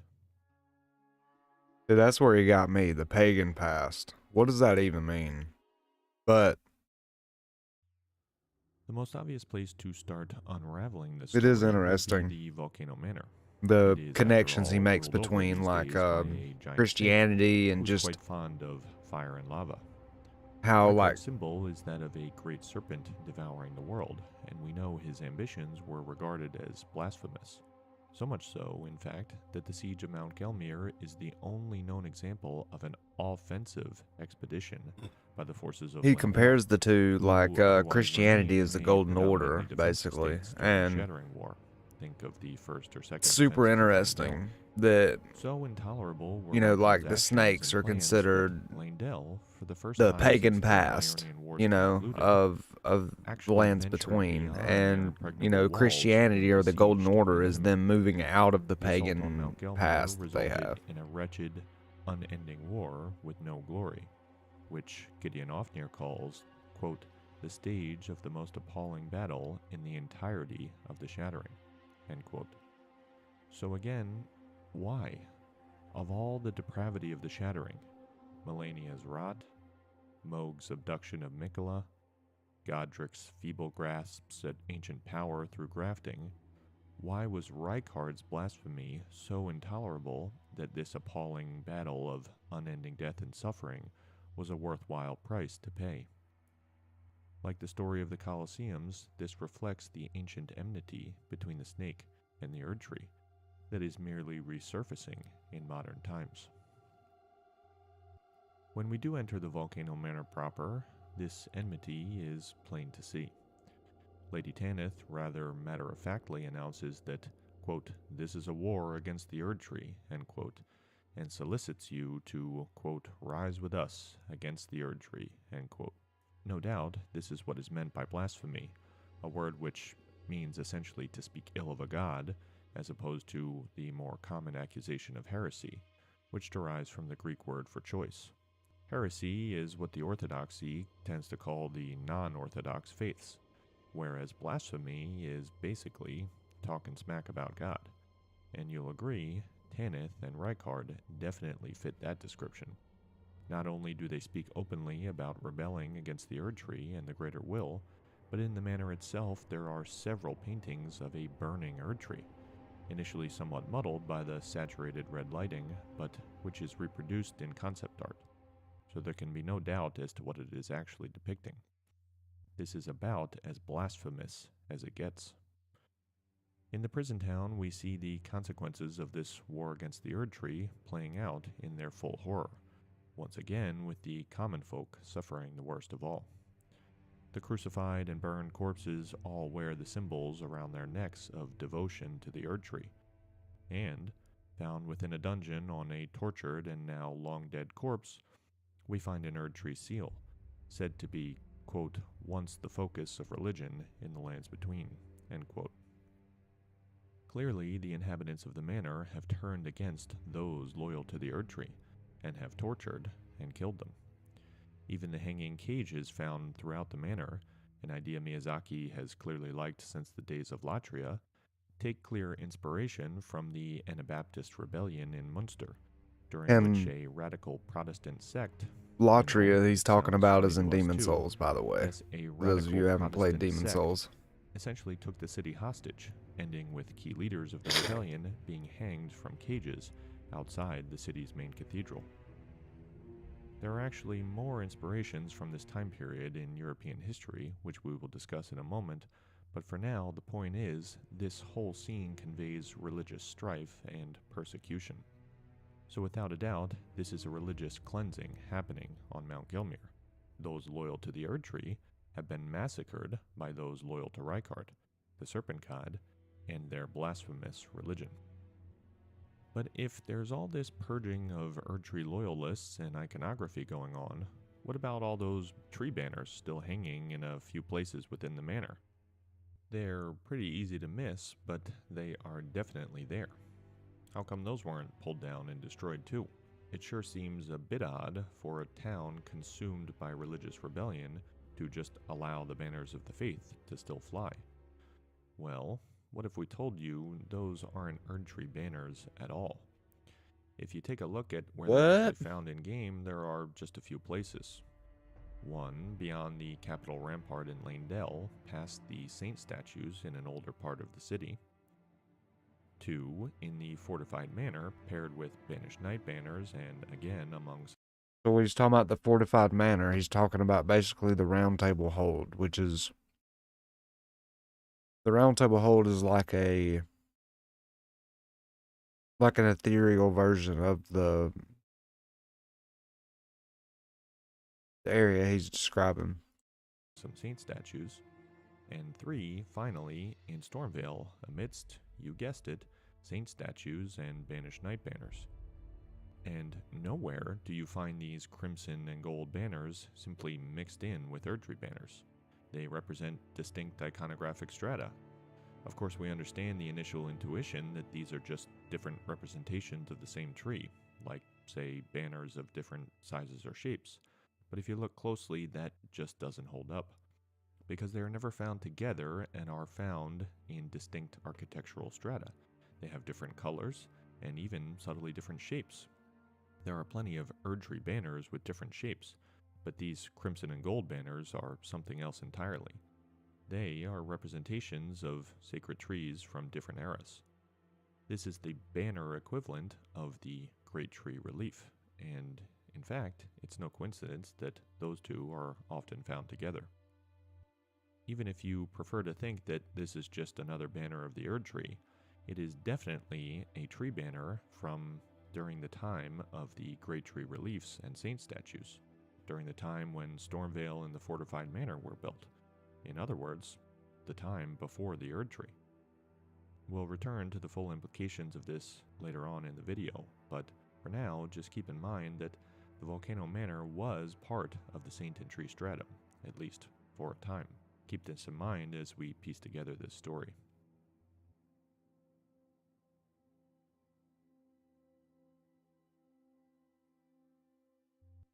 Returning to Rykard and his blasphemous intentions, Rykard did not invent this blasphemy, he merely succumbed to it. Multiple items attest to the ancient serpent cult of Mount Gelmir. For example, the serpent god's curved sword, which reads, quote, "curved sword fashioned in the image of an ancient serpent deity, and tool of a forgotten religion practiced on Mount Gelmir," end quote. And the sorceries of Mount Gelmir, for example, Magma Shot, are all called ancient hexes that were specifically rediscovered by Rykard. So there was an ancient serpent cult on Mount Gelmir long before Rykard, and likely even before the age of the Erdtree. The practice of this religion seemed to involve ritualistic human sacrifice, using the serpent god's curved sword, and presumably the feeding of this ritual offering to the serpent god himself. This cult seems to be modeled off of ancient pagan cults that existed prior to, and to an extent during, the Christianization of the Roman Empire. One such cult, the Glycon cult, worshipped a man-serpent deity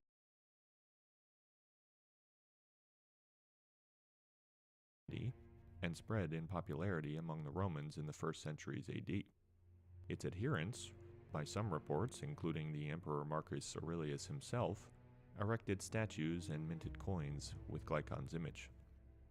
The actual practice of the cult, the term cult, by the way, doesn't have the same connotations in antiquity that it does today, seemed to center on the snake god's powers over fertility. Women who were unable to bear children would perform the rituals of the cult in the hopes that they could become pregnant. It's not hard to see why this cult's leader was criticized as being a charlatan. There are, after all, much more straightforward ways of getting women pregnant, and the implied accusation was that that is exactly what he was doing with the women behind the closed doors of the temple. But for us, the point is that this cult of fertility matches quite well with the manor's local religion of offering up sacrifices via the serpent god's curved sword in order to produce new births, what some would later call a repellent birthing ritual, according to the serpent's Amnion. And they birthed the Anyone little who serpent has men. seen our Cycle of Life trilogy knows that the Erdtree orthodoxy, whose power comes from strict control over the means of life and death in this world, specifically Erdtree burial and Erdtree birthing, does not tolerate alternative means of birth. As you can see, this works quite well as an artistic inspiration, but beyond that, as a guiding structure, both the Glycon cult and the serpent religion of Mount Gelmir are local pagan cults, ones that practice heretical means of control over life and death, and remnants of the pre-Christian, that is to say pre-Erdtree, era. This is exactly what the early Christians hated. It's no coincidence that the serpent bow refers to, quote, pagan magic, end quote. There was nothing Pagan more magic. intolerable to the early Christians than reminders of Rome's pagan past, just as there is nothing more intolerable to the Erdtree faithful than reminders of the early pagan, that is to say, polytheistic, heritage of the lands between, before Erdtree monotheism subsumed all such local religions. As Christianity progressed, many local deities and heroes. Monotheism, as in basically they went from worshiping the serpents, the various serpents, and paganism to essentially worshiping America and by extension the greater will, which made them monotheistic, which is, you know, obviously what the Erdtree, what the Golden Order is. It's a monotheistic kind of religion, basically. So I just wanted to point that out. Heroes were turned into saints, or otherwise their stories were adapted to fit the new Christianized culture. As an example of this process, in Baltic mythology there is a famous folktale of the Queen of the Serpents, an ordinary woman who is tricked into marrying a snake prince, bears snake children, kills her husband, and ultimately turns herself and her children into trees. The name of this serpent queen, by the way, is Igle. And it is here at the intersection of the rising tide of Christianity Ain't that weird? pagan traditions of Northern Europe that we find many of the inspirations for the Manor story.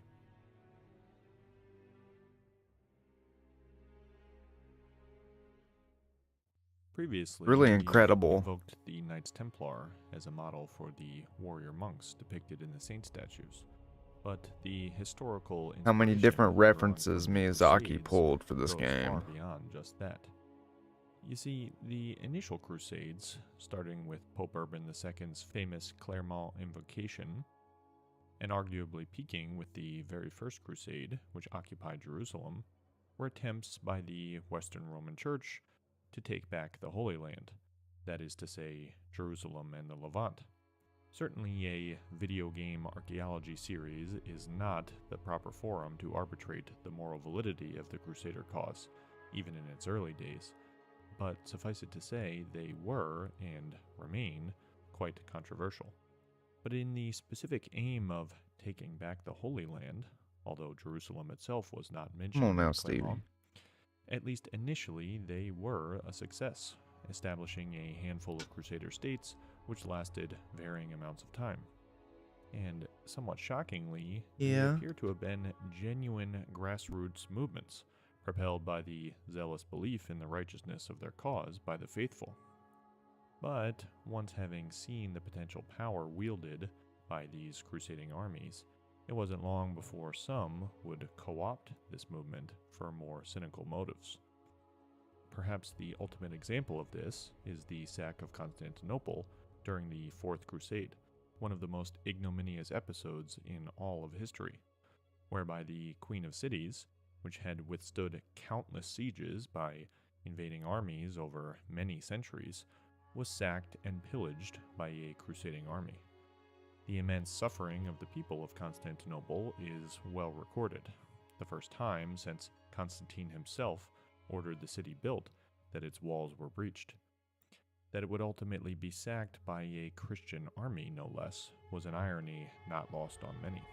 In any event, right around the time of this Fourth Crusade, other attempts at leveraging the power of crusading armies were taking place. This time, instead of trying to retake the Holy Land, quote unquote, these were attempts to Christianize the pagan peoples of Northern Europe. Wars of territorial aggression couched in religious. All right, once we get to a good justification. stopping point, we're Whenever one thinks of the gonna First go back to Crusades, the clearly Elden Ring. these forced conversion attempts of the later Crusades were a far cry from those early days of grassroots religious fervor. And among the folk tales, pagan elements, and stories of these Northern Crusades, we find the inspiration for the story of the Volcano Manor. the northern pagan peoples. So this is who super worshipped many interesting. local The deities, Lithuanian including pagans. snake deities, and practiced sacrificial rituals considered to be heretical and blasphemous, were the last holdouts of paganism in Europe. Blasphemous, As a general sacrificial inspiration, the crusading forces acts. fighting to Christianize the last remaining pagan holdouts of Europe, it fits quite nicely with our story of the Volcano Manor thus far. But beyond that, in the specifics, we can find some very interesting stories.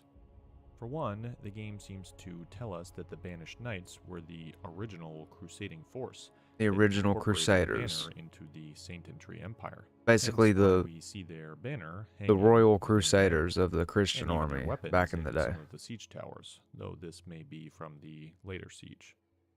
The Banished Knights, said to have been forced to abandon their homes, and fierce warriors who were each and all accomplished, would go on to be hired as mercenaries, or, as in the divergent cases of Oleg and Engval, fight on opposing sides of the Shattering. But the reason they all have standardized armor and weaponry is that they used to be part of a single order, with a unified purpose. This story parallels quite nicely with the various orders of crusading knights in medieval history. Yeah. You may have heard of some of them: the Knights Templar, the Teutonic Knights, the Hospitallers. There was even one called the Livonian Order, dedicated specifically to Christianizing the Baltic region. And after the fall of the Crusader states in the Levant, those states that were established in the First Crusade, the Crusaders were armies without a nation. After these territorial losses, you might call them, they ended up scattering across Europe and the Mediterranean. Some, like the Teutonic Knights, actually founded a new state, the state of Prussia, after a northern crusade. But the point is, they were essentially Ronin. Soon, they came to be seen not as protectors of the faithful, but instead as a dangerous rogue force. Famously, members of the Knights Templar were burned at the stake as heretics in France in the early 14th century as part of the Inquisition. The Crusaders eventually became a crusading army with no home, wandering the outskirts after their banishment. And for what it's worth, there's even a specifically draconic order, known as the Order of the Dragon, technically more of an aristocratic order, but definitely based off of the rituals and style of the crusading orders, whose ceremonial sword shares the same patterns as those of the Banished Knights. Banished Knights. So, as for the they're Volcano modeled Manor off of the itself, crusading it's clearly armies. modeled after medieval castles of the region, for example, Schwerin Castle, many of which were built during the crusading time period and then adapted from forts to palaces later on in medieval history. You don't have to be an architecture nerd to see the similarities, and a useful juxtaposition would be the Norman forts we've discussed previously as having inspired the fortified manor in Stormvale. At least stylistically, the medieval castles of Central Europe and the Baltic states are the clear inspiration for the Volcano Manor. And finally, there are the myriad inspirations from Baltic paganism, which we've already partially introduced in the story of Igle, Queen of Serpents. As an essentially animist polytheistic tradition, Baltic mythology tended to have special emphasis on natural phenomena, so there were innumerable gods and lesser deities, like Menes, the moon, shepherd of the stars, the Zaltis, the snake symbol of fertility, which we already featured in the tale of Igle, and many more. Fire apparently played a key role in many of the pagan rituals too. Even after being nominally Christianized following the crusading efforts, pagan elements retained a crucial role. For example, Aligirdas, the Grand Duke of Lithuania, who, though he had previously been baptized, continued to carry out the traditional pagan rituals.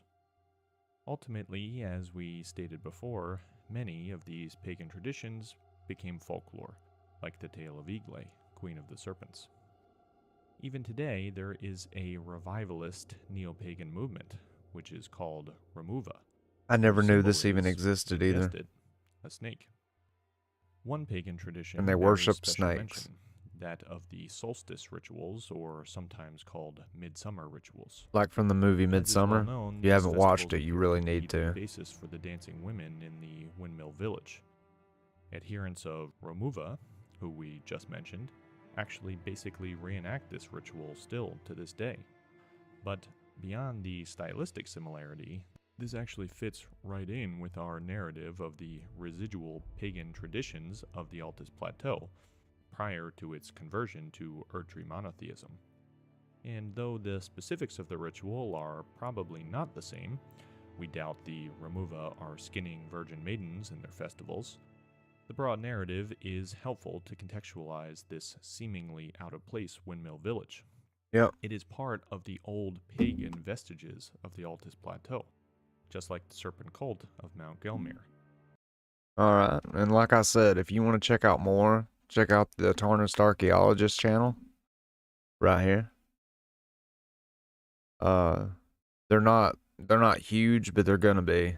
I mean, they've got some of the best views on Elden Ring that I've ever seen in my life, so. Real good stuff.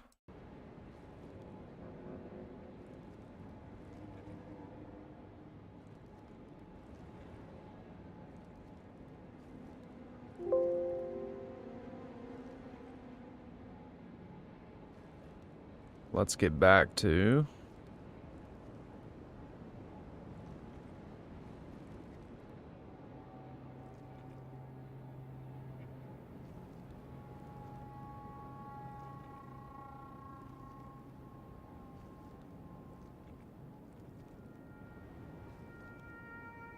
why isn't it picking up my...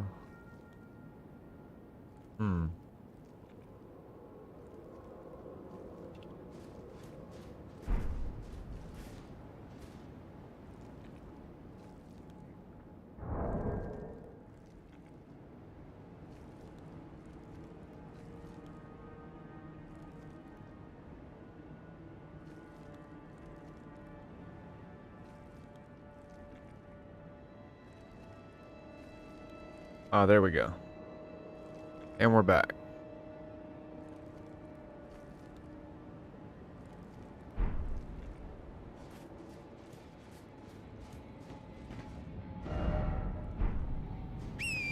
So let's go grab this Grace real fast. While we're over here. We won't do the whole, we won't do the catacomb, but I do want to go ahead and grab the Grace, that way I can come back later and I don't have to run all the way across here again.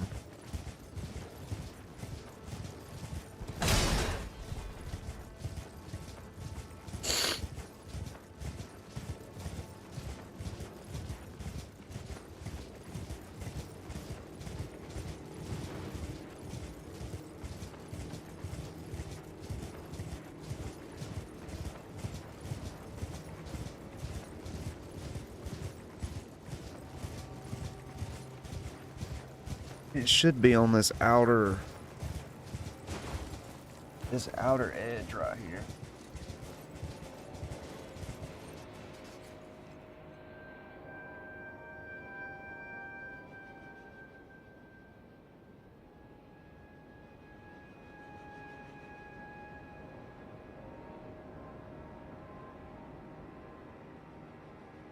Apologies again. My kitten wanted back out.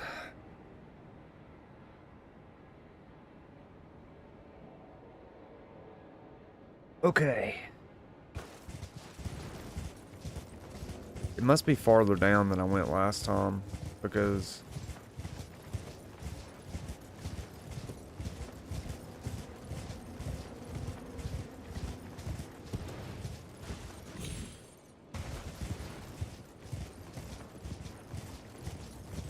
I didn't quite see it last time we ran down here.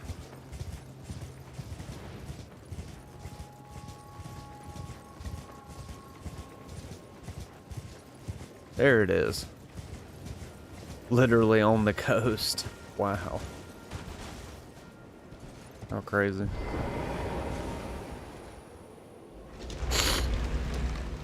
We'll go ahead and open this up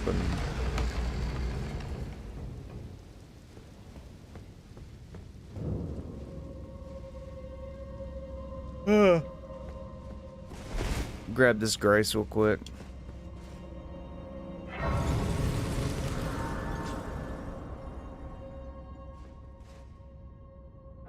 Go ahead and grab us a couple of levels here. Said that we're done with vigor for a while. Or we got enough for 2. We'll go and bump up to 30 in strength.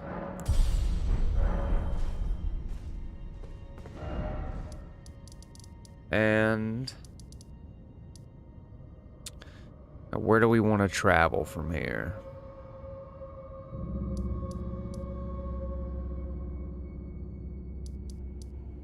So we got Nokron open.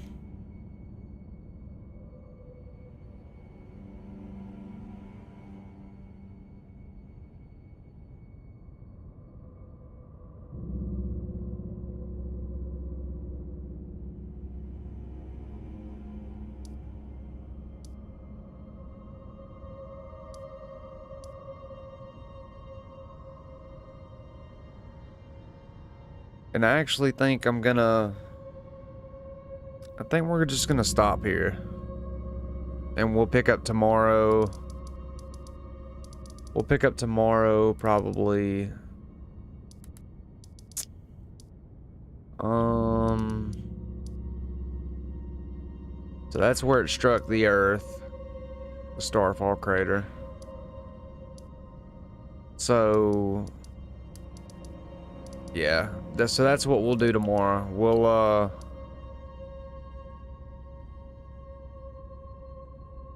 how strange. There's no fast traveling? Is it because I'm inside of here?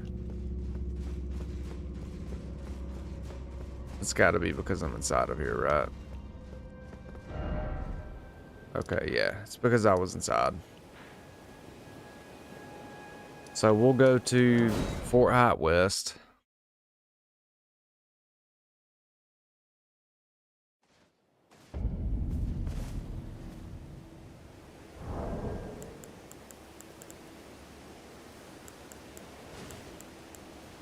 And we will end today's stream.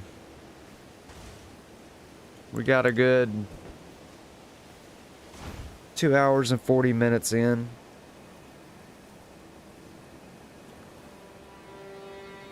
I've got to go do some homework and then I guess go to bed. So I hope you guys have a good evening. Peace out.